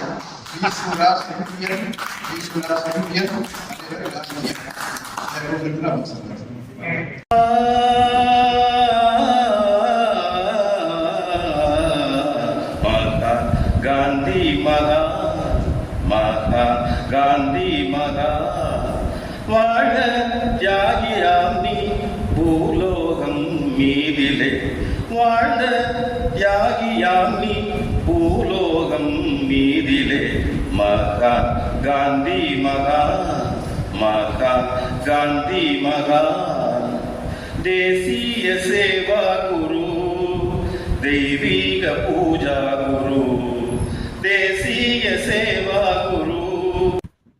வணக்கம். ஒரு அருமையான நிகழ்வு. இதுல எனக்கு எப்பவுமே நான் நம்ம சிவகுரு அவர்கள் வர்றதை போட்டு சொன்னேன், நீங்கெல்லாம் வந்துட்டீங்கன்னா ரொம்ப சிக்கலாயிரும். எல்லாரும் ஆசிரியர்களே உட்கார வச்சுட்டு ஒரு பையன் பேசுறதுங்கிறது அவ்வளவு எளிதல். பையன் பேசுறது பொருத்தப்படாது. இருந்தாலும் அத்தியாரம் தவிர வேற யாரும் சகிச்சுக்க மாட்டாங்கிற காரணத்தினால நான் எனது பெருமக்களோடைய எனது உரையை நினைவுக்கு ஆசைப்படுகிறேன். காந்தி நினைவு அப்படின்னு சொன்ன உடனே எவ்வளவு தேருமோ அந்த அளவு தேறியிருக்கு. அவ்வளவுதான். இந்த கூட்டம் நிறைய இல்லைன்னு யாரும் கவலைப்பட வேண்டாம். ஆனால் இதுல ஒரு சின்ன சிறப்பு, அது பெருஞ்சிறப்பு. என்னன்னா, காந்தி வாழ்கனி எம்மான் இந்த வையத்து நாட்டிலெல்லாம் என்று சொல்லுகிற அந்த வரிக்கு ஏற்ப இந்த வையத்து நாட்டிலெல்லாம் காந்தி வாழ வேண்டும் என்று விரும்புகிறவர்களால் இந்த அவை நிரம்பி இருக்கிறது. அது ஒன்றுதான் சிறப்பு. அது போதும். எப்பவும் கொஞ்சம் பேருக்கு தண்ணீர் ஊத்துறதுக்கு தயாரா 4 பேர் இருந்தா அந்த மரம் பட்டு போகாது. காந்தியம் ஒரு நாளும் பட்டு போகாது. ஒரு நாளும் அதற்கு தாழ்வு இல்லை, அழிவில்லை, வளர்ச்சி தான். ஏன் என்றால் அதன் பயனை நுகர்ந்தவர்கள், அதனை பயனை அனுபவித்தவர்கள் மற்றவர்களுக்கு சொல்லுவதில் வேண்டுமானால் விகிதாச்சாரத்திலே குறை இருக்கலாமே தவிர, ஆனால் உணர்ந்தவர்களின் உணர்வை பகிர்ந்து கொள்ளுகிற பொழுது ஏற்படுகிற விளைவு இருக்கிறது அல்லவா, அதிலிருந்து யாரும் தப்ப முடியாது. அதுதான் காந்தியினுடைய சிறப்பு. நிறைய விமர்சனங்கள் இருக்கும், யார் மேலேயும் விமர்சனம் இல்லாமல் இருக்கிறது, எல்லார் மேலேயும் விமர்சனம் இருக்கிறது. அவரை இன்று கொண்ட கொலை செய்த கோட்ஸே கூட அவர் மீது ரொம்ப காத்திரமான விமர்சனங்களை வைத்ததாக நம்பிக்கொண்டிருக்கிறார். அது வரலாறு என்ன சொல்லுகிறது அப்படின்னா, தம்பி நீ பிழையாக கருதி கொண்டிருக்கிறார். காந்தி உனக்கும் சேர்த்துத்தான் போராடினார், உன்னையும் மீழ்ச்சி பெற செய்ய வேண்டும் என்பதற்காகத்தான் போராடினார். நீ என்ன நினைத்தாய் என்றால் அது நான் செய்தது ஒரு மிகப்பெரிய தேசப்பற்றான காரியம் என்று நம்பிக்கொண்டு இந்த பிழையை செய்தாய். அது சரி, சட்டப்படி என்ன செய்ய வேண்டுமோ அதெல்லாம் செய்தார்கள், ஒரு பக்கம் இருக்கட்டும். ஆனால் இன்று உலகம் காந்தியை ஒரு பகுதியினர் பெயருக்காக கொண்டாடுகிறார்கள். இன்றைக்கு காந்தி நினைவு நாள் என்றும், அங்கங்கே காந்தி போய் அஞ்சலி செலுத்துகிறோம் என்றும், அதற்கு படம் எடுத்துக் கொள்ளுகிறோம் என்றெல்லாம் வருகிறது.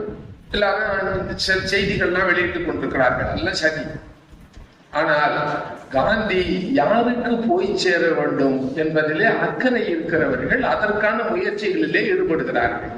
காந்தி யாருக்கு போய் சேர வேண்டும்? கடையனுக்கும் கடை தேற்றன் என்று சொன்ன இந்த கடைசி மனிதனுக்கும் போய் சேர வேண்டும். ஆனால் அவர் உடனே நீங்க கொண்டு வந்து கொடுத்துட்டீங்களே, அற்புதமான காந்தியை எனக்கு வழங்கி இருக்கிறீர்கள் என்று எடுத்துக்கொள்வார்களா என்றால் எடுத்துக்கொள்ள மாட்டார்கள். அருமை நண்பர் நித்யானந்தம் அவர்களுக்கு இன்று VSR விருது கொடுத்திருக்கிறார்கள். எனக்கு ரொம்ப பெருமகிழ்ச்சி என்ன அப்படின்னு கேட்டீங்கன்னா, இந்த VSR விருது முத எனக்கு கொடுத்தாங்க. என்னை தேர்ந்தெடுத்தவர்கள் நம்ம மோகனையா பேசும்போது சொன்னார், நான் ஒரு ஊசி என்கிட்ட சேர்த்துட்டு இருக்காங்க. எனக்கு இந்த VSR விருது கொடுத்தார்கள். அப்போ VSR பொறுத்த வரைக்கும் சொல்லணும்னா ஒரே வரி தான் சொல்லணும். நான் எப்பவுமே அவரை பார்க்கறதுக்கு பயப்படுவேன். ஏன்னா அவர் பார்த்த உடனே என்ன பண்ணுவாருன்னா, ஏதாவது ஒரு புத்தகம் ஏற்கனவே கொடுத்திருப்பாரு, அல்லது ஏதோ ஒரு புத்தகத்தை சுட்டி காட்டி இருப்பார். அது பெரும்பகுதி 90 விழுக்காடு காந்தியை பற்றியதாக இருக்கும். காந்தியை பற்றிய பல நூல்களை எனக்கு வழங்கியவரும் இதை படிக்கும்படியாக ஆற்றுப்படுத்தியவரும் VSR. அவர் சொன்னதுக்கு பின்னாலதான் நிறைய படிக்க ஆரம்பிச்சேன். அதுக்கப்புறம் படிச்சதெல்லாம் ஒன்னே ஒன்றுதான், சத்தியாசோதனையை திரும்ப படித்துக் கொண்டே இருப்பேன் தவிர வேறு இல்லை. ஆனால் காந்தியினுடைய பல்வேறு பரிமாணங்களை நான் அறிந்து கொள்வதற்கு வாய்ப்பாக வழிநடத்தியவர், ஆற்றுப்படுத்தியவர் VSR. அப்படி ஒரு நண்பர் கொஞ்சம் கடுமையா இருக்கும். அப்ப பேசும்போது என்னன்னு கேட்டீங்கன்னா, கொஞ்சம் காம்ப்ரமைஸ் சமாதானமா எல்லாம் அப்படி பேசி எல்லாம் இருக்க மாட்டாரு. அதனால அவர்கிட்ட போகும்போது என்ன பண்ணுவார், படிச்சியா அந்த புத்தகத்தை கேட்பாரு. சில நேரங்கள் படிச்சேன்னு சொல்லிட்டு மாட்டியிருக்காங்க. படிச்சியா, எந்த பகுதியை படிச்ச சொல்லு அப்படின்றாரு. இதுக்காக என்ன பண்ணுவேன்னா, அவர் சந்திக்கிறதையே தவிர்த்து காரிலேயே நண்பர்களோடு இருந்துவிட்டு இல்ல அங்க போய் வாத்தியார்ட்ட மாட்ட வேணாம், நான் இங்கேயே இருக்கிறேன், நீங்களாம் போயிட்டு வாங்கன்னு சொல்லதான் உண்டு. பல வாய்ப்புகள் அப்படித்தான். ஆனால் உண்மையிலேயே காந்தியை பற்றி நிறைய தெரிந்து கொள்ள வேண்டும் என்றால் VSRோடு பழகி இருக்க வேண்டும், அல்லது VSR கொடுத்து காட்டியிருக்கிற புத்தகங்களின் பட்டியலை அடையமா செப்பியன் விரைவில் அதை வெளியிடுவார் என்று நான் நம்புகிறேன். அவர் சேகரித்திருக்கிறார். அவ்வளவு ஒரு பெரிய கருவி. அதுல என்ன சொல்கிறார்கள், ஏன் அது வேண்டும்? காந்தியை பற்றிய தொகை நூல்கள் இருக்கிறது, அடுக்கடுக்காக நிறைய நூல்கள் வந்திருக்கிறது, அரசாங்கம் வெளியிட்டிருக்கிறது, எல்லாம் சரிதான் இருக்கிறது, நூலகத்திலே இருக்கிறது. யாருக்கு போய் சேர வேண்டுமோ அவர்களுக்கு போய் சேர வேண்டும். மிக சின்ன செய்தி, காந்தி என்ன செய்தார் அப்படி கேட்கலாம்ல. காந்தி என்னங்க செஞ்சார், என்ன சொன்னார்னு நீங்க எல்லாத்தையும் சொல்றீங்க. என்ன செஞ்சாரு அப்படின்னு ஒரு கேள்வி இருக்கிறது அல்லவா. என்ன செய்தார்? அவரை வாழ்ந்து காட்டினார். எவ்வளவு பேருக்கு தெரியும் எனக்கு தெரியாது. அவருடைய துணைவியாருக்கு தென்னாப்பிரிக்காவில் பிரசவம் பார்த்தார். நம்புவோமா யாராவது? இங்க இருக்கிற பலருக்கு தெரியாது என்று நான் நம்புகிறேன். ஒரு பெண்ணுக்கு கணவன் பிரசவம் பார்ப்பது என்பது எளிதல்ல. அந்த அம்மா என்ன செஞ்சாங்கன்னா, அங்க ஆண் மருத்துவர் தான் அங்க சிகிச்சை கொடுக்கிற மருத்துவராக இருக்கிறார். ஆனால் இவர்கள் ஒரு ஆண் மருத்துவர் தனக்கு பேறு காலத்துக்கு உதவியாக இருப்பதை அந்த அம்மா ஏற்றுக்கொள்ளவில்லை. எல்லாரும் சொல்ற மாதிரி கஸ்தூரி பாய் இல்லை, கஸ்தூர்பா. அவங்க ஒத்துக்கல. அந்த அம்மாவுக்கு ஒரு பிடிவாதம், அந்த பிடிவாதத்தோட தான் இருந்தாங்க. இவருக்கும் ஒரு பிடிவாதம், இவர் பிடிவாதம் வேற, அந்த அம்மா பிடிவாதம் வேற. ஆனா கடைசியில என்ன ஆச்சு, அந்த அம்மாவுடைய உணர்வுக்கு மதிப்பளித்த காந்தி அந்த அம்மாவுக்கு பேறு கால உதவியாளராக இருந்து முழுமையாக உதவி செய்தார். எப்படியெல்லாம் உதவி செய்தார் என்று கூட இருக்கிறது, அவர் பதிவு செய்திருக்கிறார். இவற்றையெல்லாம் நான் செய்தேன். இன்னைக்கு யாராலும் கற்பனை கூட பண்ண முடியாது. அந்த மாதிரி எல்லாம் நான் உதவி செய்தேன் என்று, யாரும் உதவி செய்கிறேன் என்று கூட எண்ண முடியாது. எப்படி முடிஞ்சது, எப்படி முடிஞ்சது அவரால் என்றால் அதுக்கு என்ன காரணம்? அஹிம்சை, தேசப்பற்றால் மேல் தம்மா மேல வச்சிருந்த அளவற்ற காதல். அதுதான் காதல், அதுதான் காதல், அதுதான் அந்த அம்மா மேல கொண்டிருந்த பற்று. அப்புறம் ஒரு நேரத்துல வருத்தப்படுறாங்க. தன்னுடைய ஆசிரமத்துல பிறருடைய மல கழிவுக்கு நிறைய வாளியை ஏற்றுக்கொண்டு மாறி மாறி வயசனமான இடத்துல இருந்து இறங்கி அந்த அம்மா வரும்போது அது அந்த அம்மாவுடைய மேலெல்லாம் சிந்துகிறது, சிதறுகிறது. அதுல அவங்களுக்கு இயல்பா வேற 2-3 கருத்துக்கள் இருக்காது. ஒன்னும் மற்றவர்களுடைய மலத்தை வளர்த்து பாலியை தூக்கி கொண்டு வர நேரம் இருக்கிறதே என்பது ஒன்று, இது யாருடைய மலம் என்பது இன்னொன்று. அது தன் மேல் வழிகிறதே என்று, இதெல்லாம் அந்த அளவுக்கு எல்லாம் ஒன்றும் தெளிவா புத்தி போய் நான் ஒரு ஞானியாக நான் அந்த வழியை தூக்கி கொண்டு வந்தேன் என்றெல்லாம் சொல்லவில்லை கஸ்தூர்பா. இருக்கிறது ஒரு சராசரி பெண்மணிக்கு இருக்கிற சகல சங்கடங்களுக்கு இருக்கிறது. தன் துணைவியார் இவ்வாறெல்லாம் பணியாற்றுகிறார், இவளை எல்லாம் செய்கிறாரே என்று தூர இருந்து பார்க்கிறார் காந்தி. காந்திக்கு தெரிகிறது அந்த வேள்வியிலே தன் துணைவி புடம்போடப்பட வேண்டும் என்று விரும்பினார். அது எத்தனை பேருக்கு வரும், எத்தனை பேரால் முடியும்? இதை சொல்லிக் கொடுத்திருக்கிறாரு, தெரியாதா? இதை விடவா ஒரு பெரிய காதலனை நீங்கள் காண வேண்டும்? எவ்வளவு பெரிய காதல் உணர்ச்சி அது! என்ன காதல் உணர்ச்சின்னா அப்படின்னு நம்ம கற்றுக் கொடுத்திருக்கிற காதல் உணர்ச்சி இல்லை, அது இல்லை, அதுதான் அதுதான் காதல் என்று காட்டியிருக்கிறார். எவ்வளவு இடங்கள்ல அதை பதிவு செய்திருக்கிறார். தன்னுடைய துணைவியார் எப்படியெல்லாம் சங்கடப்படுகிறார். அவருக்கு அந்த கொடுத்த நகையை போக்குவரத்தெல்லாம் அங்கேயே கொடுத்துடணுன்றார். அந்த அம்மா ஒத்துக்கல, உனக்கு வேண்டாம், நீ செஞ்ச, நான் தொண்டு செஞ்சாதான் நானும் தான் செஞ்சேன், நானும் உன்னோட சேர்ந்து தான் தொண்டெல்லாம் செஞ்சிருக்கிறேன், எனக்கும் சேர்த்து தான் கொடுத்துருக்குறாங்க, உனக்கு ஒன்றும் வேண்டாம், எனக்கு வேணும், என் மருமகளுக்கு எல்லாம் கொடுக்கணும் அப்படின்னு அந்த அம்மா சண்டை போடுறாங்க. நியாயமா? அதான் நான் சொல்றேன், ஒரு சராசரி பெண்மணியாக சண்டை போட்டுறேன். சரி, அதான் வாசம் தானே. அபிலாஷை அன்பான மனைவி, அவள் உரிமையை கேட்கிறாள், சரி சரி வச்சுக்க கொஞ்சத்தை அப்படின்னு சொல்லிட்டார் அவரு. இல்லையே, காந்தி மகாபிடிவாதக்காரர். ஆனால் அந்த பிடிவாதத்தை எப்படி நிறைவேற்றினார் என்பதுதான் அங்க இருக்கும் சார். ஒரு வழியாக அந்த அம்மா சம்பதிச்சு வச்சு தொலை அப்படின்னு சொல்லாத குறையாக, ஆனால் அந்த அம்மா எல்லாவற்றையும் கொடுக்கும்படியாக செய்தார். ஒவ்வொரு இடத்திலையும் வாழ்ந்து காட்டினார், சகித்து கொண்டார். அவ அகிம்சை எல்லாம் அப்புறமா இருக்கட்டுங்க, போராட்டம் பண்ணது போனது வந்து அதெல்லாம் இருக்கட்டும், எல்லாவற்றிலும் திடீர்னு ஒரு நாள் சட்டையெல்லாம் வேண்டியெல்லாம் போட்டு கொடுத்த மனுஷன் எல்லாத்தையும் விட்டுட்டு ஒரு அரை நிர்வாண பிரக்கிரியாக இந்த நாட்டில் உள்ளவன் எப்படிதான் உறுதிக்கிட்டு இருக்கிறான், இதே மாதிரி நான் எல்லாத்தையும் உறுத்திக்கிட்டு போத்திக்கிட்டு வர முடியுமா, என்னால முடியாது என்று உதறி விட்டு பார்க்கிறார். இது சின்ன சின்ன சம்பவங்கள் என்று நாம் நினைக்கிறோம். இது தன்னை புடம்போட்டுக் கொள்வதற்காக, செப்பனிட்டுக் கொள்வதற்காக மேற்கொள்ளப்பட்ட அந்த சோதனை முயற்சிகளிலே அப்புறம் எவ்வளவு பிடிவாதமாக வாழ்ந்திருக்கிறார் என்பதை நான் யாருக்கு எடுத்து சொல்வது? இந்த இளைஞர்களுக்கு சொல்ல வேண்டும்.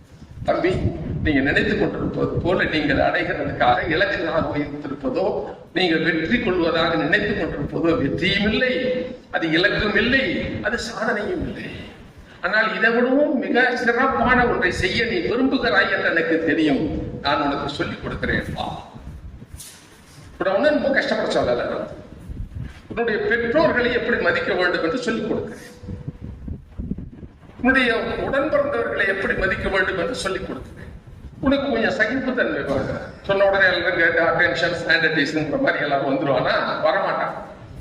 அவனை கையாளுகிற வல்லமையும் ஆற்றலும் பொறுமையும் எல்லாவற்றிற்கும் மேலாக பேரன்பும் நமக்கு வேண்டும் என்று காட்டியவர் தான் காந்தி. அந்த பயிற்சி அவருக்கு எந்த அளவுக்கு கொண்டுட்டு போயிருக்கு. உண்ணாவிரதம் இருந்தா என்ன, ஒரு மனுஷன் இருந்தா செத்து போறான், ஏன் அப்படியே அது படிக்கிற போயா அப்படின்னு இந்த உலகம் அவரை உதாசீனப்படுத்த முடிந்ததா? அவர் உண்ணாவிரதம் என்று சொல்லுகிற பொழுதெல்லாம் கொலை நடுக்கம் எடுக்கிறது எதிராளிகளை. ஏன்? இவரை நேசிக்கிற மக்கள் திரள் அவ்வளவு பெரிது.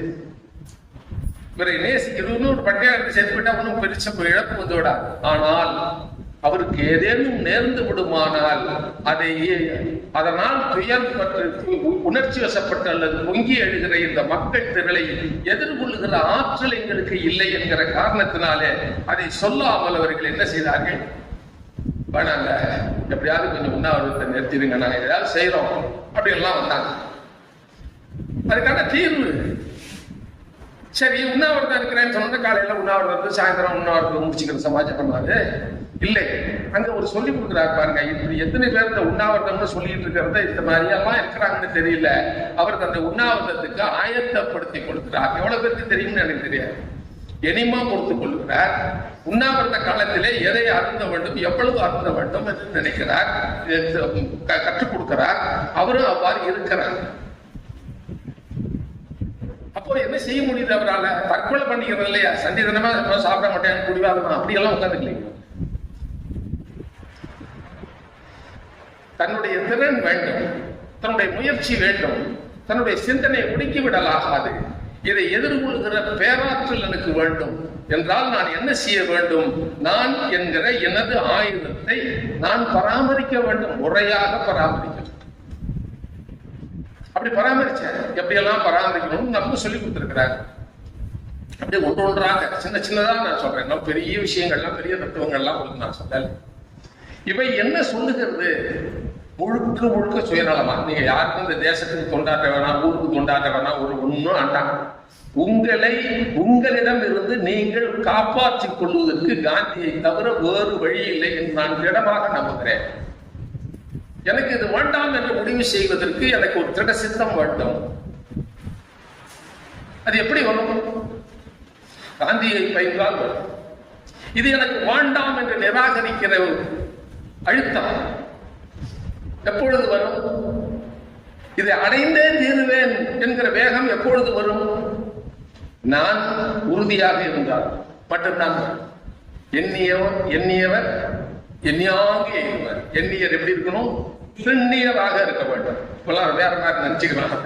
திண்ணியர்னு சொல்லும் போது திண்ணியராக இருக்க வேண்டும். இல்லைங்க, திண்ணியர் மன திண்மை வேண்டும். அவருக்கு இருந்த மனத்தின்மை எப்படி இருந்தது? ஆத்திரமாக இருந்ததா? பார்த்தவன ஒரு கை அப்படின்னு சொல்ற மாதிரி இருந்ததா? இல்லையே.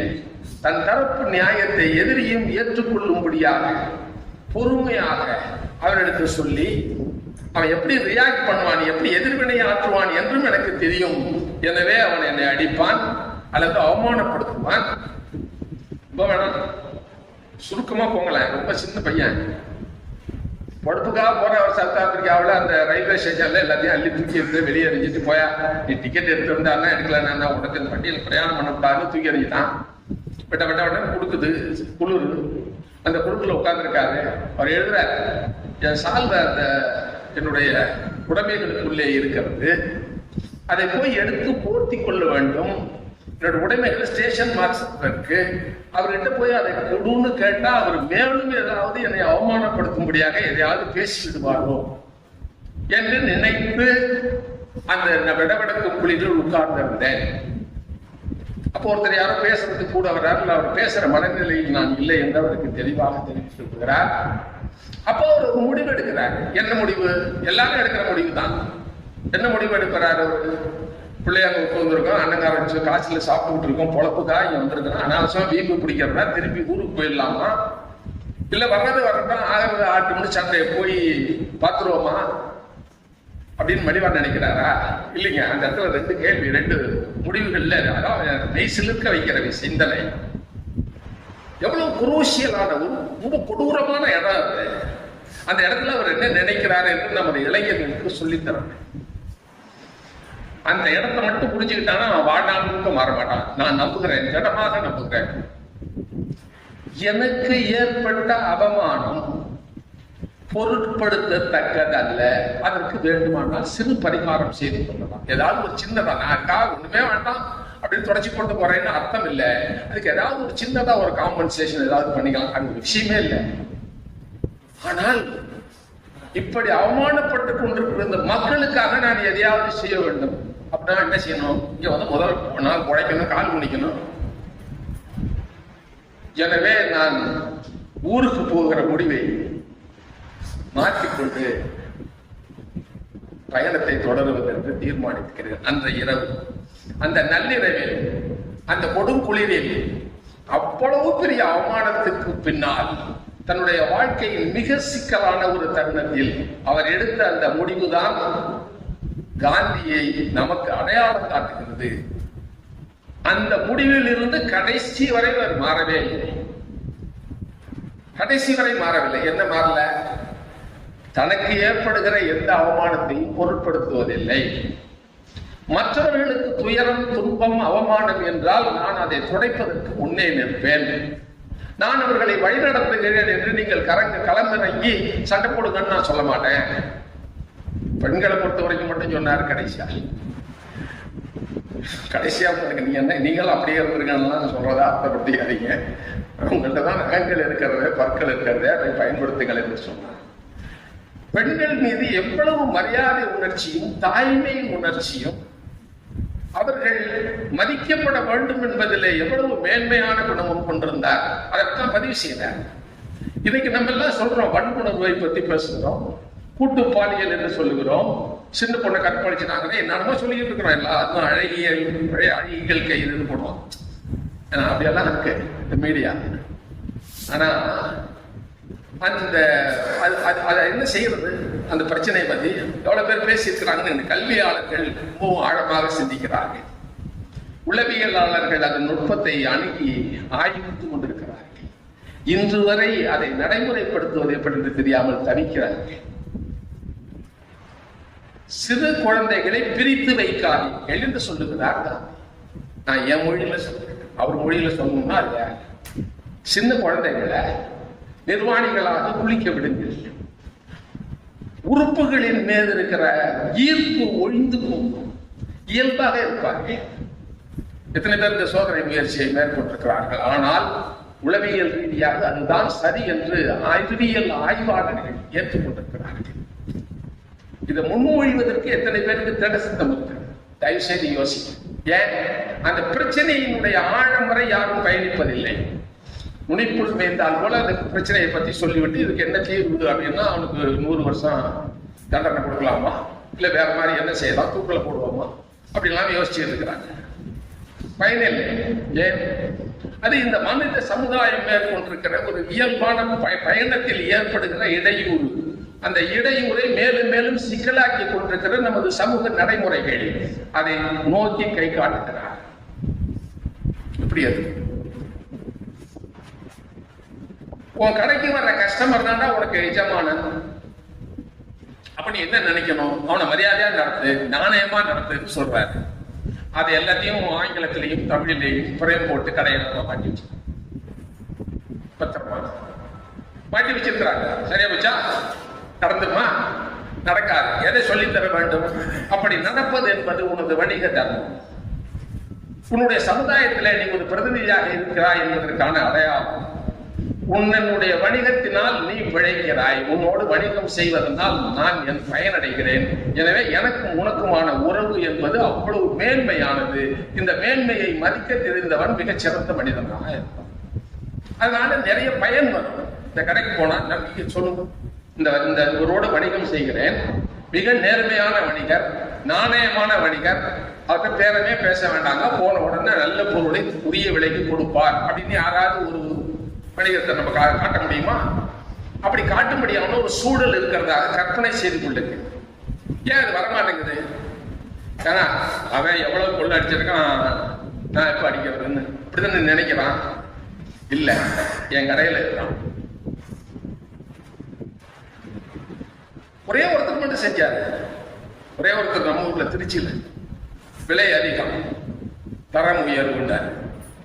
விலை மலிவுன்னு எல்லாரும் விளம்பரம் பண்ண காலத்துல அவர் சுருட்டு விளம்பரத்துல போட்டாருங்க. டிஆபி விஸ்வநாத் விலை அதிகம் தரம் உயர்வு. அப்புறம் அவர் வணிகத்தை நிறுத்தி விட்டார் போது. ஆனால் ஒரு நேர்மை இருக்கிறது. இந்த நேர்மைக்கு பின்னால அவர் காந்தியை எண்ணுகிறார். அவர் ஒரு பத்திரிகை நடத்தினார். அந்த பத்திரிகைக்கு எல்லாரும் பணம் கொடுத்தாங்க, உறுப்பினர் கட்டணம் செலுத்தினார்கள். ஒரு குறிப்பிட்ட காலத்துக்கு பின்னாலே அவர் பத்திரிகையை நடத்த முடியவில்லை. என்ன செய்வோம்? கம்மு நம்ம நிறுத்திடுவோம். கேட்டா முடிஞ்சு போச்சியா, காசு இல்லை, அது மேல முடியல. ஆனால் கியாபி விஸ்வநாத் செய்து காட்டினார்.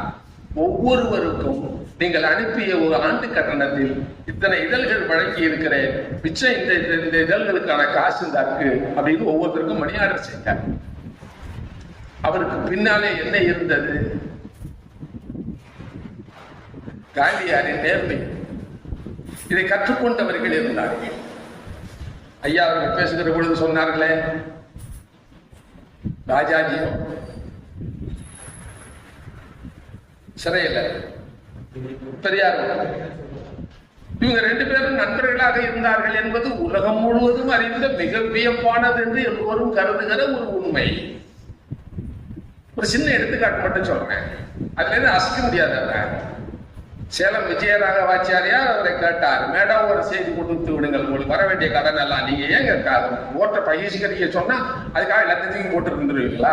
கொடுங்க, அந்த படத்தை வசூல் பண்ணி காந்தி சுயராஜ்ய நிதிக்கு கொடுத்து விடுவோம். எப்படி கொடுத்தாலும் தப்புதான். காந்தி என்ன சொல்லியிருக்காரு? கோர்ட்டை பகிஷ்கரிக்க சொல்லியிருக்காரு. அப்படின்னா என்ன செய்யணும்?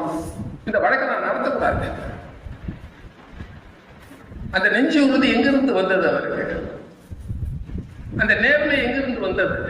கடைசி வரைக்கும் அவர் மேல 1000 விமர்சனம் சொல்லுவாங்க பெரியார்.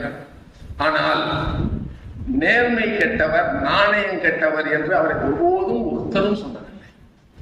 எந்த இடத்திலேயே 2ஐயும் சொல்வார். உங்களிடம் இருந்த தவறுகளையும் சொல்வார், தான் எதை தவறு என்று கருதுகிறோமோ அதையும் சொல்லுவார், சரி என்று சொல்வதையும் சேர்த்தே சொல்லுவார். அதுக்கு முன்னாடியே ஒன்று சொல்லிடுவார், நான் சொல்றதை அப்படியே நீ நம்பிடாத, நான் சொல்றதை உனக்கு முடிஞ்சா ஏற்றுக்க, முடியலன்னா விட்டு. பெரியார் மணியம்மை திருமணம், இது சப்ஜெக்டுக்கு சம்பந்தம் இல்லைன்னாலும் அது கொஞ்சம் தொட்டு காட்டிட்டு போறவங்களுக்கு யோசிச்சு பாருங்க. கடைசி வரைக்கும் எல்லாரும் ஏகப்பட்ட அந்த பத்திரிகைகள் எல்லாரும் செய்திகள், தகவல்கள் எல்லாவற்றையும் ஆராய்ந்து பார்க்கிறவர்களுக்கு ஒரு உண்மை தெரியும். ராஜகோபாலாச்சாரியார் தான் அவரை வழி நடத்தினார் என்று ஒரு சாராரும், இல்லை ஒரு ராஜகோபாலாச்சாரிய பேச்சை அவர் கேட்கவில்லை என்று இன்னொரு சாராரும் பேசிக்கொண்டே இருந்தார்கள். பேசினார்கள், எழுதினார்கள், மேடைகளிலே பேசினார்கள். ஒரு இடத்திலும் கூட ராஜாஜி இப்பொழுது உயிரோடு இருந்தார், அந்த பெரியாரும் உயிரோடு இருந்தார். 2 பேர்ல யாராவது ஒருத்தர், ஆமையா அவர் என்ன கேட்டார், நான் ஆலோசனை சொன்னேன் சொல்லலைன்னு இவர் சொல்லணும். ஆமா நான் போய் கேட்டேன், அவர் ஆலோசனை சொன்னார்னு சொல்லலைன்னாது அவர் சொல்லணும். 2 பேரும் அதை பத்தி எதுவுமே சொல்லலை. ஏன் சொல்லவில்லை என்று உங்களுக்கு யாருக்காவது தெரியுமா? அவர் நேரம் இவர் போய் பேசினாரு. பேசினதுக்கு பின்னால ஒரு கடிதம் எழுதியிருந்தார். இன்ன காரணத்திற்காக வாரிசு உரிமை சட்டப்படி வாரிசு இல்லை, நான் வாரிசாக ஒருத்தரை நியமிக்கவில்லை என்றால் இந்த பொதுமக்கள் கொடுத்த இவ்வளவு சொத்தும் வீணாக போய்விடும். அதனால ஒரு வாரிசு வேண்டும் என்பதற்காக ஒரு ஏற்பாட்டாக நான் மணியம்மையை திருமணம் செய்து கொள்வதாக இருக்கிறேன் என்று அவருக்கு சொல்லுகிறார். அவர் இல்ல, அந்த சட்டப்படி சட்டம், ஆனா அது உங்களுக்கு தீராத தலைவலியாக இருக்கும் என்று அவர் இவருக்கு வாய்மொழியாக ஆலோசனை சொன்னது மட்டுமில்லாமல் அவருக்கு ஒரு கடிதமும் எழுதியிருந்தார். இன்றைய வரைக்கும் ஆவணத்தில் இருக்கிற அந்த கடிதம். அந்த கடிதத்தை எழுதி முடித்து விட்டு கடைசியிலே ஒரு வரி எழுதியிருந்தார் ராஜகோபாலாச்சாரியார். அதான் ரொம்ப முக்கியம். இது நமக்குள் இருக்கட்டும் என்று எழுதியிருந்தார். 2 பேரும் மறைகிற வரை அது அவர்களுக்குள்ளே மட்டுமே இருந்தது.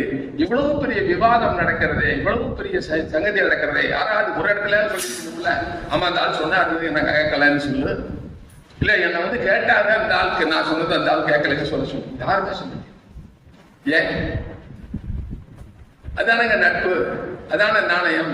என்ன வேணான்னு சொல்லிட்டு போய் பர்சனலா என்ன கேட்டாரு, பர்சனலா அது சொல்லிட்டேன். இது நமக்குள்ள இருக்கட்டும் என்று அந்த ஒரு வரி இதுல இருக்கிறது நான் பார்த்திருக்கிறேன். நான் கேள்விப்பட்ட செய்தி இல்லை, நான் கண்ணால் பார்த்திருக்கிறேன் அந்த ஆவணத்தை. அதனால் அழுத்தமாக சொல்லுகிறேன். கொண்ட கொள்கையில், பொது நீதியில், சமூக அக்கறையில் தான் மேற்கொண்டிருக்கிற பயணத்தில் சிறு பொழுதும் வந்துவிடக் கூடாது என்று கொண்டிருந்த உள்ள உறுதிதான் காந்தி. அந்த உள்ள உறுதியை நேசிக்கிறவர்கள் எவ்வளவு எளிமையாக லெஸ் லக்கேஜ் தானே சார் கம்ஃபர்டபுள் ஜேர்னி. அவர் எப்படி லெஸ் லக்கேஜா இருக்கணும்னு இருந்து காட்டிட்டார். நம்ம இப்ப லெஸ் லக்கேஜா இருக்கமா இல்லையே? அருமையாக எழுதியிருக்கிறார். அவருடைய பேரன் எழுதியிருக்கிற புத்தகத்தை விட கஸ்தூர்பா பத்தி ஃபர்கட்டன் உமன் என்று எழுதியிருக்கிற அந்த நூலை விடவும் ஒரு சிறந்த எடுத்துக்காட்டு தேவையில்லை. அவ்வளவு அற்புதமாக அந்த செய்திகளை எல்லாம் தொகுத்திருக்காரு. ஏன் இவ்வளவு காலம் கழிச்சு இப்ப அந்த அம்மா பத்தி ஏன் பேசணும்? அப்படி ஒரு கேரக்டர் வாழ்க்கையில அப்படி ஒரு பெண்மணி இருந்தார். அந்த பெண்மணியுடைய வினைகளை எப்படி இவர் எதிர்கொண்டார்? தன்னுடைய துணைவி அவருக்காக ஏதாவது சமரசம் செய்து கொண்டாரா? இல்ல முரட்டுத்தனமாக நடந்து கொண்டாரா? எல்லார் பார்வையிலும் என்ன தெரியும் கேட்டா முரட்டுத்தனமாக நடந்து கொண்டாருன்னு தெரியும். எல்லோரும் அப்படித்தான் விமர்சிப்பார்கள். அந்த அம்மா காந்தி மிக முரட்டுத்தனமாக கஸ்தூர்பாவை நடத்தினார். பல விஷயங்கள்ல அவருடைய உணர்வுகளை அவர் புறக்கணித்தார் என்றெல்லாம் நாம் சொல்லலாம். எந்த புருஷன் முட்டாட்டி வழக்கிலையும் நான் சொல்றேன், நீங்க எட்டி இருந்து என்ன விமர்சனம் சொன்னாலும் அது அந்த புருஷனுக்கு மட்டும் பொண்டாட்டி மட்டும்தான் தெரியும், வேற யாருக்கும் தெரியாது. நீங்க சொல்ற நியாயம் எல்லாம் எட்டி இருந்து ஒரு புத்தகத்தை பார்த்து ஜட்ஜ் பண்ற மாதிரியான விஷயங்கள் தவிர அது அவங்களுக்கு பர்சனலா அவங்களுக்கு தான் தெரியும். அந்த அம்மா கடைசி வரைக்கும் நீங்க பாக்குறதுக்கு அவர் முரட்டுத்தனமா தெரியுறாருல்ல, ஆமா அவர் அப்படிதான் அப்படின்ட்டு பிடிச்சது. வாழ்ந்து காட்டி இருக்கிறார், வாழ்ந்து நெறிப்படுத்தி இருக்கிறார். எதற்காகவும் எவ்வளவு பெரிய போராட்டத்தை முன்னின்று நடத்துகிறவர் இந்த அம்மாவுக்காக பயந்துக்கிட்டு அதுல இருந்து கொஞ்சமாவது ஒரு பின்னாடி வந்திருக்கிறாரா? இல்லையே. ஒரு எக்ஸ்டென்ட்ல அந்த அம்மாவே போய் களத்துல நிற்கும்படியான சூழல் ஏற்பட்டதே. எப்படி சாதிச்சாரு? செயலன்னா டைவர்ஸ் பண்ணிடுவாரா? அப்படியெல்லாம் ஒண்ணு இல்லைங்க. தயவு செய்து நாம் ஏற்க வேண்டும். நம்ம சொந்த வாழ்க்கையில் நீங்க பெரிய காந்திய தத்துவங்களை பற்றி, அஹிம்சையை பற்றி, போராட்டங்களை பற்றி, மற்ற விஷயங்களை பற்றி எல்லாம் அகில இந்திய ரீதியாக உள்ள விஷயங்களை நான் போகவே இல்லை. அகில உலக செய்திகளுக்கெல்லாம் நான் போகவில்லை. நாம் ஏற்றுக்கொள்ளத்தக்க, நாம் பின்பற்றத்தக்க, நம்மை மேன்மைப்படுத்தத்தக்க பல செய்திகளை நம் முன்னால் வைத்திருக்கிறார். அவற்றை ஏற்போம், மற்றவர்களுக்கு இதமாக அதை எடுத்துச் சொல்வதற்கு, எடுத்துக் கொள்வதற்கு துணை செய்வோம் என்று மட்டும் உங்களை எல்லாம் அன்போடு கேட்டுக்கொண்டு, நான் அறிந்த சிலவற்றை உங்களோடு பகிர்ந்து கொள்ள வாய்ப்பளித்த நண்பர்கள் எல்லோருக்கும் நன்றி கூறி நிறை செய்கிறேன். நன்றி. நித்யானந்த ஏற்புரைக்கு முன்னால் ஒரு செய்தி. கடந்த 2023 காந்தி தடம் தேடி தென்னாப்பிரிக்க பயணம் நாங்கள் சென்றிருந்தோம். இந்தியா முழுக்க 34 பேர் தான் அதில் கலந்துகிட்டோம். தென்னாப்பிரிக்காவில் காந்தி கூட எத்தனை பேர் இருந்தாலும் தமிழர்கள் கூட அதிகமாக காந்தி இருந்தார். தமிழர்கள் கூட காந்தி இருந்தார். காந்தியோடு தமிழர்கள் அதிகமாக இருந்தார். 34 பேர்ல 7 பேர் தமிழ்நாட்டில இருந்து போனோம். அந்த 7 பேர்ல நாங்க 2 பேரும் போன அந்த கட்டுரைய, அதை பற்றின செய்திய சர்வோதய மலர் பத்திரிகையில அழகாக வடிவமைத்து எழுதினவர் கூப்பிவரணி ஐயா. ஏற்புரை நித்யானந்தன். வாழ்க நீயம்மான் இந்த வையத்து நாட்டில் எல்லாம் தாழ்வுற்று வறுமை மிஞ்சி விடுதலை தவறிக்கட்டு பாழ்பட்டு நின்றதாம் ஒரு பாரத தேசம் தன்னை வாழ்விக்க வந்த காந்தி மகாத்மா நீ வாழ்க. தஞ்சை காந்தி இயக்கம் நடத்துகின்ற இந்த காந்தி அடிகளின் நினைவு நாள் நிகழ்ச்சியும் வழக்கறிஞர் VSR அவர்களுடைய பெயராலே விருது வழங்குகின்ற நிகழ்ச்சியிலே என்னை அழைத்து விருது கொடுத்த அனைவருக்கும் முதலில் நான் நன்றியை தெரிவித்துக் கொள்கிறேன். யோசனை பண்ணி பார்த்துருக்கேன். சென்னையில எங்கேயோ ஒரு மூலையில நான் ஒரு பணி செஞ்சதுக்கு தஞ்சாவூர்ல இங்க கூப்பிட்டு என்ன மரியாதை பண்றாங்களே அப்படின்னு. செம்பியன் தான் முதல்ல ஃபோன் பண்ணாங்க. இந்த மாதிரி நான் செம்பியன் பேசுறேன் அப்படின்னு. சார் தெரியும் சொல்லுங்கன்னு. அவருக்கு ஒரே ஆச்சரியம், எப்படிப்பா தெரியும்? சார் எனக்கு உங்களை தெரியாது, உங்க அப்பாவை தான் சார் தெரியும் அப்படின்னு. ஏன்னா ஒரு 15 ஆண்டுகளுக்கு முன்னால் சர்வோதயம் பத்திரிகை மதுரையிலிருந்து வருது, எல்லாரும் தெரிஞ்சிருக்கோம். சர்வோதயம் பத்திரிகையில நான் தொடர்கட்டுரை எழுதி கொண்டு வந்திருந்தேன். காந்தியடிகளும் வழிபாட்டு தலங்கள் என்ற தலைப்புல ஒரு 36 மாசம் தொடர்ந்து எழுதின நாடு. அது என்ன கட்டுரையோட சாராம்சம் என்னன்னா, காந்தியடிகள் கோயிலுக்கு போறதில்லை, கோயிலுக்கு போனா அவர் மனைவி திட்டினாரு, மகாதேவ தேசம் திட்டினாருன்னு அது ஒரு கதை. அதை சொன்னாங்களே, இப்ப வாட்ஸ்அப் செய்தி தான் நிறைய நல்ல செய்திலாம் வருது தப்பு தப்பா. அந்த மாதிரி காந்தி அப்படி சொல்லியிருந்தாங்க. கிடையவே கிடையாது. காந்தி போகாத ஊரும் இல்லை தமிழ்நாட்டுல, இந்தியாவில். அவரை மாதிரி போன அரசியல்வாதி யாரும் கிடையாது, தனிநபரும் இருக்க வாய்ப்பு இல்லை. அதே போல் அவர் போகாத பெரிய கோயில்களும் முக்கியமான கோயில்களும் இல்லவே இல்லை. காசியிலிருந்து கன்னியாகுமரி வரைக்கும் போயிருக்கார் அவர். அங்க போயிட்டு சும்மா இருந்தார் அந்த மனுஷன் கிடையாது. ஏதாச்சும் ஒரு பிரச்சனையை அங்க சொல்லிடுவாங்க. உதாரணத்துக்கு ஒண்ணு சொல்றேன், 5 நிமிஷம் தான் நேரம் கொடுத்துக்கிறாங்களா, கொஞ்சம் விறுவிறுன்னு சொல்லிடுறேன். குற்றாலத்துல குளிக்க போனார். அப்ப அங்க சொன்னாங்க, நீங்க குளிச்சுட்டு வாங்கன்னு அவர் முதல்ல ஒரு கேள்வி கேட்டார். இங்க வந்து தாழ்த்தப்பட்ட மக்களுக்கு குளிக்க அனுமதி உண்டா? இல்லைங்க. அப்ப நானும் குளிக்க மாட்டேன். யாராவது குற்றாலத்துல போய் குளிக்காம வருவாங்களா? இவர் வந்தார். ஏன்னா அவரோட கொள்கைன்றது ரொம்ப தீர்க்கமான முடிவெடுத்த விஷயம். அது இந்தியாவில் மட்டும் இல்ல, அவர் இந்தியாவில் காந்தியாவில் வரல, மகாத்மாவா தான் வந்தார். அதனால அவர் முன்னாடியே மகாத்மா ஆயிட்டாரு. அந்த மகாத்மா எங்க ஆனாருன்னா, இப்ப சொன்னாங்க இல்லையா, தென்னாப்பிரிக்காவில் நம்ம மோகன் சார் இருக்காரு. அவரெல்லாம் தூக்கத்தில் எழுப்பி கட்டா கூட தென்னாப்பிரிக்கா சத்தியாரம் வரிக்கு வரி சொல்லுவார். அந்த அளவுக்கு அதுல ஈடுபாடு உடையவர்கள். நம்ம பேராசிரியர் அவர்களும் மோகன் சார் அவர்களும் தென்னாப்பிரிக்காவில் அந்த நூற்றாண்டு விழாக்காக போக வேண்டியவர்கள். பட் கொஞ்சம் தாமதமா போனாங்க அந்த நிகழ்ச்சி. அது நானும் கலந்துக்க வேண்டியது, சூழ்நிலை காரணமாக நானும் போக முடியவில்லை. இப்ப நேரம் விஷயத்துக்கு வந்துடுற, விருது வாங்கிட்டேன் இல்லையா, எதுக்கு எங்க ஒரு தொடர்பு?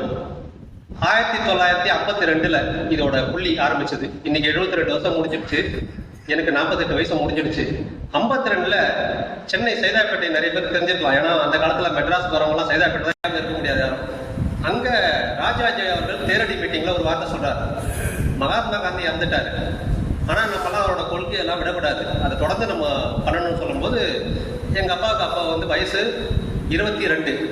அவர் கூட இருந்தவங்களாம் முதியவர்கள். எனக்கு அப்படிதான் வாய்ச்சது. எனக்கு கூட இருக்கவங்களாம் என்னோட வயசு ஒரு 30 வயசு அதிகமானவங்க தான், மோகன் சார் மாதிரி.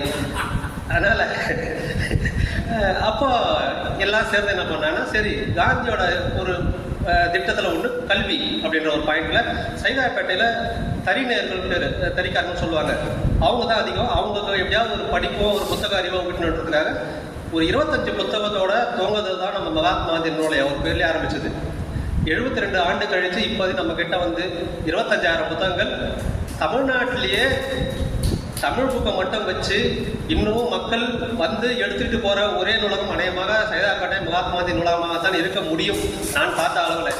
மீதி இல்லையா? இருக்கு, நிறைய இருக்கு. ஆனா அதை ஒரு ஆராய்ச்சி நூலகமாகவோ இல்ல கூட்டம் வராத நூலகமாகவோ இல்ல அரசாங்க உதவி பெற்றோ இல்ல ட்ரஸ்டோட உதவி பெற்றோ நடந்து கொண்டிருக்கிறது. இது முழுக்க மக்களுடைய உதவியை ஏற்றுக்கொண்டு நடத்துகிற காரணத்தினால், எங்க அப்பா நடத்தினா கூட அவர் நினைச்சிருந்தா நான் விட்டுட்டு வந்துட்டு இருக்கலாம். நான் என்னோட 8 வயதுல இந்த நூலகத்துக்கு வந்தேன். இன்னைக்கு எனக்கு 40 வருஷம் எனக்கு அந்த சர்வீஸ்ல. உண்மையிலேயே பார்த்தீங்கன்னா இந்த விருது எனக்கு அந்த 40வது வருஷம் சர்வீஸ்க்காக சேவைக்காக கொடுத்ததா நினைச்சுக்கிறேன் நான் அநேகமா. காரணம் என்னன்னா, அந்த 52 சொன்னேன் இல்லையா, ஆரம்பிச்சோமே 58லயே உங்க தஞ்சாவூருக்கு 60 எங்க நூலகத்துக்கு வந்து சேர்ந்துட்டாரு. அவர் யாருன்னா, சக்தி டி.கே. கிருஷ்ணசாமி, சக்தி நாடக சபாவோட நிறுவனர். வீரபாண்டிய கட்டபொம்மன், எங்க வீட்டு பிள்ளை, கர்ணன், சொர்க்கம் போன்ற பல படங்களுக்கு கதை வசனம் எழுதிய சக்தி கிருஷ்ணசாமி 1958 அப்பாவுக்கு நண்பராகி அவர் காலமாக காலவரை நூலகத்துக்கு போஷகராக இருந்து பல உதவிகள் செய்துள்ளார். அது எதுனா எப்படின்னா, அப்போ நூலகத்துக்கு பணத்தை ரொம்ப கஷ்டம். அப்பெல்லாம் காலனா காசாக தெரிஞ்சிருப்போம் உங்களுக்கு. அந்த அளவுக்கு தான் வருமானம். மக்களுக்காக சேவை பண்ணுறதுனால நம்ம பணத்தை வசூல் பண்ணல. அப்போ சிறப்பு காட்சிகளுக்காக ஏதாவது படத்தை வாங்கி வரி தள்ளுபடி செய்து நம்ம நூலகத்தை படத்துக்காக அந்த வரி தள்ளுபடி பண்ணி அந்த படத்தில் வந்ததை நம்ம வந்து செலவு பண்ணி புத்தகத்தை வாங்கி செலவு பண்ணோம். அந்த மாதிரி நடந்திருக்கு. அந்த லைப்ரரியோட வரலாறு சொன்னால் பெருசாக போயிருக்கோம். அந்த மாதிரியான சூழ்நிலைகள் நம்ம நூலகத்துக்கு ராஜாஜி அவர்கள், காமராஜர் அவர்கள், கக்கன், சி. சுப்பிரமணியம், மாப்போசி போன்ற மாபெரும் அரசியல் தலைவர்களும், சிவாஜி கணேசன், ஜெமினி கணேசன், எம்.கே. தியாகராஜ பாகவதர், நாகேஷ், முத்துராமன் போன்ற திரையுலக சேர்ந்த பெருமகளும், சாண்டில்யன், விக்ரமன், வள்ளிக்கண்ணன், நாபா, அகிலன், ஜெயகாந்தன் உள்ளிட்ட இன்றைய தலைமுறையில் இருக்கின்ற சுபாஷ் ஸ்ரீமதி என்று பூசா எழுதியிருக்காரு. அவர் வரலாம் 100க்கும் மேற்பட்ட எழுத்தாளர்கள் நம்ம நூலகத்தில் ஆண்டு வாழ கலந்துக்கிட்டு பல பேர் நம்ம நூலகத்துல இருந்து புக் எடுத்து போய் பப்ளிஷ் பண்றதும் உண்டு. அந்த அளவுக்கு நம்ம நூலகத்தை ஒரு எழுத்தாளர்களுக்கு உரிய மக்களுக்கு பயன்படக்கூடிய வகையில இன்றளவும் அதை சேவையாகத்தான் செய்து வருகிறோமே தவிர பணத்துக்காக நாங்கள் இதுவரை செய்ய முடியவில்லை. எப்படி பாணி இதை இவ்வளவு உறுதியா சொல்றேன்னு கேட்கலாம். ஒரே விஷயம்தான். சைதாப்பேட்டையில் நம்ம நூலகம் ஆரம்பிச்சதுக்கப்புறம் 7 நூலகம் ஆரம்பித்தாங்க. இன்னைக்கு ஒன்று கூட கிடையாது. காரணம் என்னென்னா, நூலகம் நடத்தி குழப்பம் நடத்தவே முடியாது. நீங்கள் எப்போ அதை சேவையாக பண்ணும்போது தான் உங்களை அது வருமானம் வருதா வரலையான்னு பார்க்க முடியும். நம்ம வருமானத்தை பற்றி கவலைப்படாமல் அதை மக்களுக்கு எப்படி அந்த புத்தகம் மூலயமா கிடைக்கக்கூடிய அறிவை செலுத்துகிறோம் என்று தான் பார்க்க வேண்டுமே தவிர, அதை நம்ம ஒரு பணம் சம்பாதிக்கிற முயற்சி, அதுவும் இப்போ கொரோனா காலத்துக்கு அப்புறம் இன்னும் மோசமாக போயிடுச்சு. எல்லாருமே ஃபோனில் தான் இருக்கணும் நம்ம எப்பவுமே. அதனால அதை இன்னும் இது ஒரு காலம் மாறும். அது வரல நம்ம திருப்பி காத்திருக்க வேண்டும்.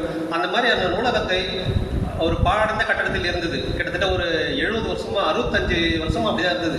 அதுக்கப்புறம் தான் அந்த இடத்த நாங்கள் காசு கொடுத்து வாங்கி புதிய கட்டடம் கட்டி இப்போ நம்ம போன நவம்பரில் திறந்து வச்சோம்.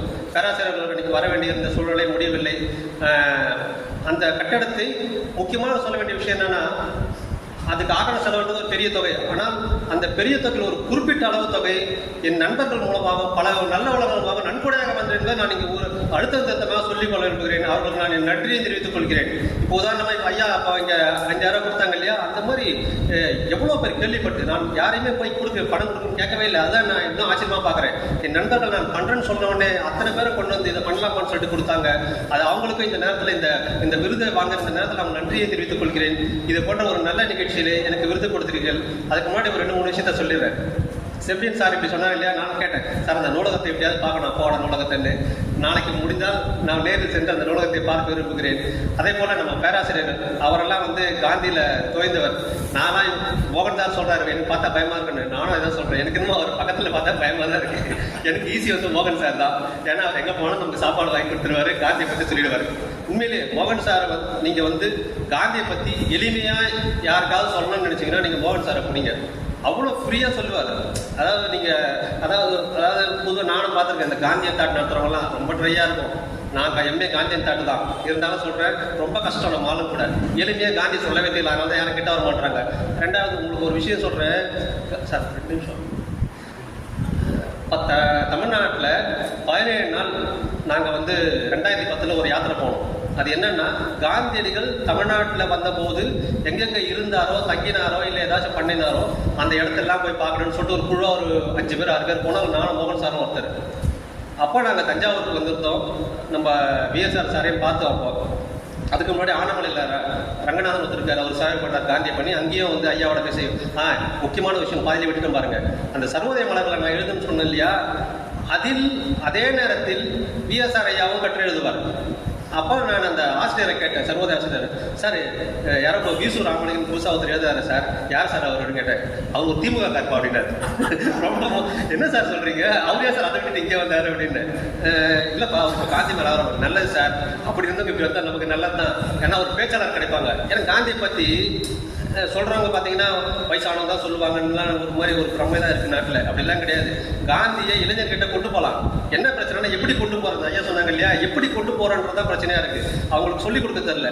ரொம்ப சிம்பிளாக சொல்கிறேன் பாருங்க ஒரு உதாரணத்தை. காந்தி தமிழ்நாட்டுக்கு வந்தார். பழனியில் போய் ஒரு மீட்டிங்கில் பேசுகிறார். அன்றைக்கி மதியானம் ஒரு வீட்டில் போய் தங்குறார். அந்த வீட்டு மாடியில் உட்காந்துக்கிட்டு அவர் அர்ஜுன் பத்திரிகைக்கு கட்டுரை எழுதுறார். அப்போ பாட்டியம்மாவத்தில் மூர்க்கு கொடுக்குறாங்க. அந்த வீட்டு பாட்டியம்மா பேர் சுப்பிரமணியன் ஞாபகம், அந்த வீட்டு பேர் ஓனர் பேர். அப்போ அந்த முறுக்கை கொடுத்த உடனே காந்தி சொல்றாரு, முறுக்கு அப்படின்றாரு. உடனே அவங்கள ஆச்சரியம். அந்த பாட்டி கேட்குது, உங்களுக்கு எப்படிங்க முறுக்கை பற்றி தெரியினாரு? உனக்கு தெரியாதா, நான் தென்னாப்பிரிக்காவில் தமிழரை கூட தான் வாழ்ந்தேன், எனக்கு முறுக்கு தெரியும், இட்லி தெரியும், சாம்பார் தெரியும் அப்படின்னாரு காந்தி. அந்த மாதிரி இந்த மாதிரி விஷயங்களை சொல்லும் போது தான் நம்மளுக்கு ஈர்ப்பு கிடையாது. ஏன்னா முதல்ல சாப்பாடுலேருந்து ஆரம்பிக்கணும். வயிறு காலையாக இருந்தால் ஒரு வேலையை ஓடாது நம்மளுக்கு. காந்தி இப்படி தான் கொண்டு போகணும். நீங்கள் காந்தி சுதந்திரத்துக்காக போராடினார். இப்போ அதான் நம்மால் கேட்டாங்க, அப்போ தேசத்தந்தை யார் என்று யார் அவருக்கு பேர் கொடுத்ததுன்னு சொல்லிட்டு அரசாங்கத்துக்கு ஒரு கொஞ்ச நாள் முன்னாடி எழுதுனாங்க கடிதம் ஒருத்தர். உடனே அரசாங்கம் சொல்லுது, நாங்கள் யாரும் அப்படி கொடுக்கவே இல்லை சார். உண்மையிலே சார் அந்த வார்த்தையை கவர்மெண்ட் ரிஜிஸ்டரில் வச்சு எழுதணும். நல்லா புரிஞ்சுங்க, காந்திக்கு மகாத்மா இல்லை தேசத்தந்தைன்னு நாங்கள் பட்டம் கொடுக்கவில்லைன்னு அரசாங்கம் சொல்லிடுச்சு. அப்படின்னா காந்திக்கு தேசத்தந்தை என்று பட்டம் கொடுத்தவர்கள் யார் சார்? நம்ம தான் சார். அங்கே தான் சார் அவர் ஜெயிச்சாரு. காந்தி ஜெயிச்சது அங்கே தான். இல்லை பாரதிய மகாத்மான்னு கொடுத்தாரு. தேசத்தந்தை வாழ்க்கணியம்மான்னு பாடினா கூட தேசத்தந்தை வாழ்க்கை வந்த மகாத்மா. தேசத்தந்தையை நம்ம மக்கள் ஏற்றுக்கினாங்க. அதனால தான் அவர் சொன்னது. இங்கே பக்கத்தில் கும்பகோணத்தில் ஒரு பேராசிரியர் ஒரு பார்த்தோம் நாங்கள். அப்போ சொன்னார், காந்தி அந்த ஆற்று பிரிட்ஜில் ட்ரெயின் நிற்க வச்சு வந்து வெளியே வந்து எங்களை பார்த்துட்டு கையெழுத்து கும்பிட்டாருன்னு சொல்லிட்டு அந்த பெரியவர் அப்படியே உட்காந்துட்டு இருக்காரு. நாங்கள் கேட்டு உட்காந்துட்டு இருக்கோம். அவருக்கு அதுக்கு மேலே வார்த்தையே வரல. எப்போ 70 வருஷம் கழிச்சு ஒரு மனுஷன் அந்த காந்தியை பார்த்த நிகழ்ச்சியை பார்த்துன்னு அந்த நினைவுல இருக்காருன்னா மக்கள் கிட்ட அவரோட தாக்கம் எப்படி இருந்திருக்கோன்னு நம்ம நினைச்சு பார்க்கணும். இன்னைக்கு நீங்க இத்தனை ஆண்டுல உலகத்துல எந்த ஒரு தலைவரை நீங்க அதை நினைச்சே பார்க்க முடியாது. ஒரு மாஸ் காட்டலாம். நம்ம ஊர்ல எம்ஜிஆர் இருந்திருக்காரு, கலைஞர் இருந்திருக்காரு, இந்தியாவில் நேதாஜி இருந்திருக்காரு, நேரு தமிழ்நாடு சுத்திருக்காரு, வினோபா சுத்திருக்காரு. நீங்க எந்த வீட்லயும் போய் நான் காந்தியவாதின்னு சொன்னா எந்த வித தடை சொல்லாமல் உங்க வீட்டுக்குள்ள விடுவாங்க. நீங்க அதை தவிர வேற எந்த ஒரு அரசியல் தலைவர் பேரை சொன்னாலும் அவ்வளவு சீக்கிரம் உள்ள உங்களை வாங்கன்னு சொல்ல மாட்டாங்க. என்னன்னு கேட்பாங்க. அதுதான் காந்திக்கு நாம் கொடுக்கிற மரியாதை, காந்தி நமக்கு கற்றுக் கொடுத்து போன மரியாதை. அந்த மரியாதையை விட காந்தியை நாம் என்றும் நினைவில் கொள்வோம். இந்த விஎஸ்ஆர் விருதை எனக்கு அளித்த காந்தி இயக்கத்திற்கும் இன்று பெருந்திரளாக கண்டு கொண்ட அருமை நண்பர்களுக்கும் மரியாதைக்குரிய பெரியவர்களுக்கும் எனது நன்றியை வணக்கத்தை தெரிவித்துக் கொள்கிறேன். நன்றி, வணக்கம். நேராக செம்பியன் முன்னாடி மோகனை வந்து இவர் பேசும்போது வீட்டுக்காரங்க ஃபோட்டோ எடுக்க சொன்னேன். அவரை பெருமையாக வீட்டுக்காரரை பார்த்துக்கிட்டு இருந்தாங்க. அதாவது அதுதான் பெரிய விருது. அவங்க பெருமையாக பார்த்துக்கிட்டு அவங்க ஃபோட்டோ நான் எடுக்க சொன்னேன். மகிழ்ச்சி.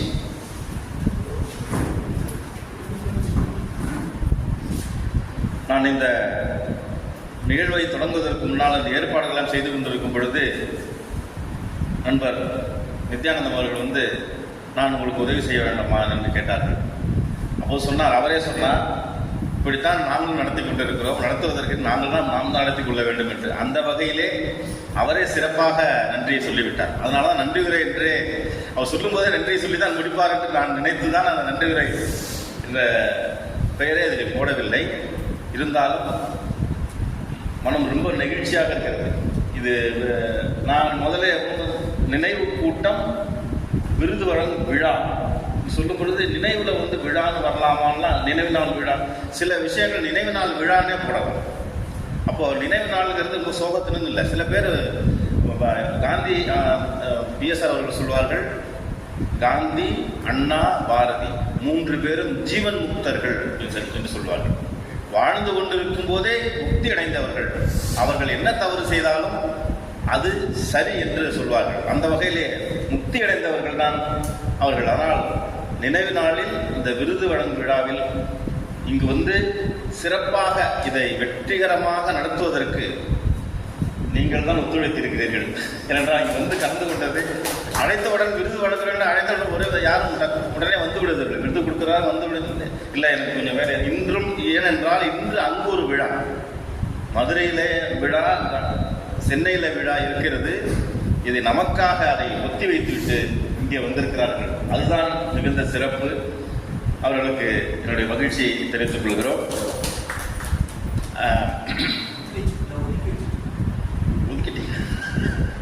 அவர் சொன்னார், ஏனென்றால் அவர்கள் எங்களுக்காக அதை விட்டு வைத்திருக்கிறார்கள் என்றுதான் நினைக்கிறோம். சென்னையிலே எங்களுக்காக அதை விட்டுக் கொடுத்தார்கள்.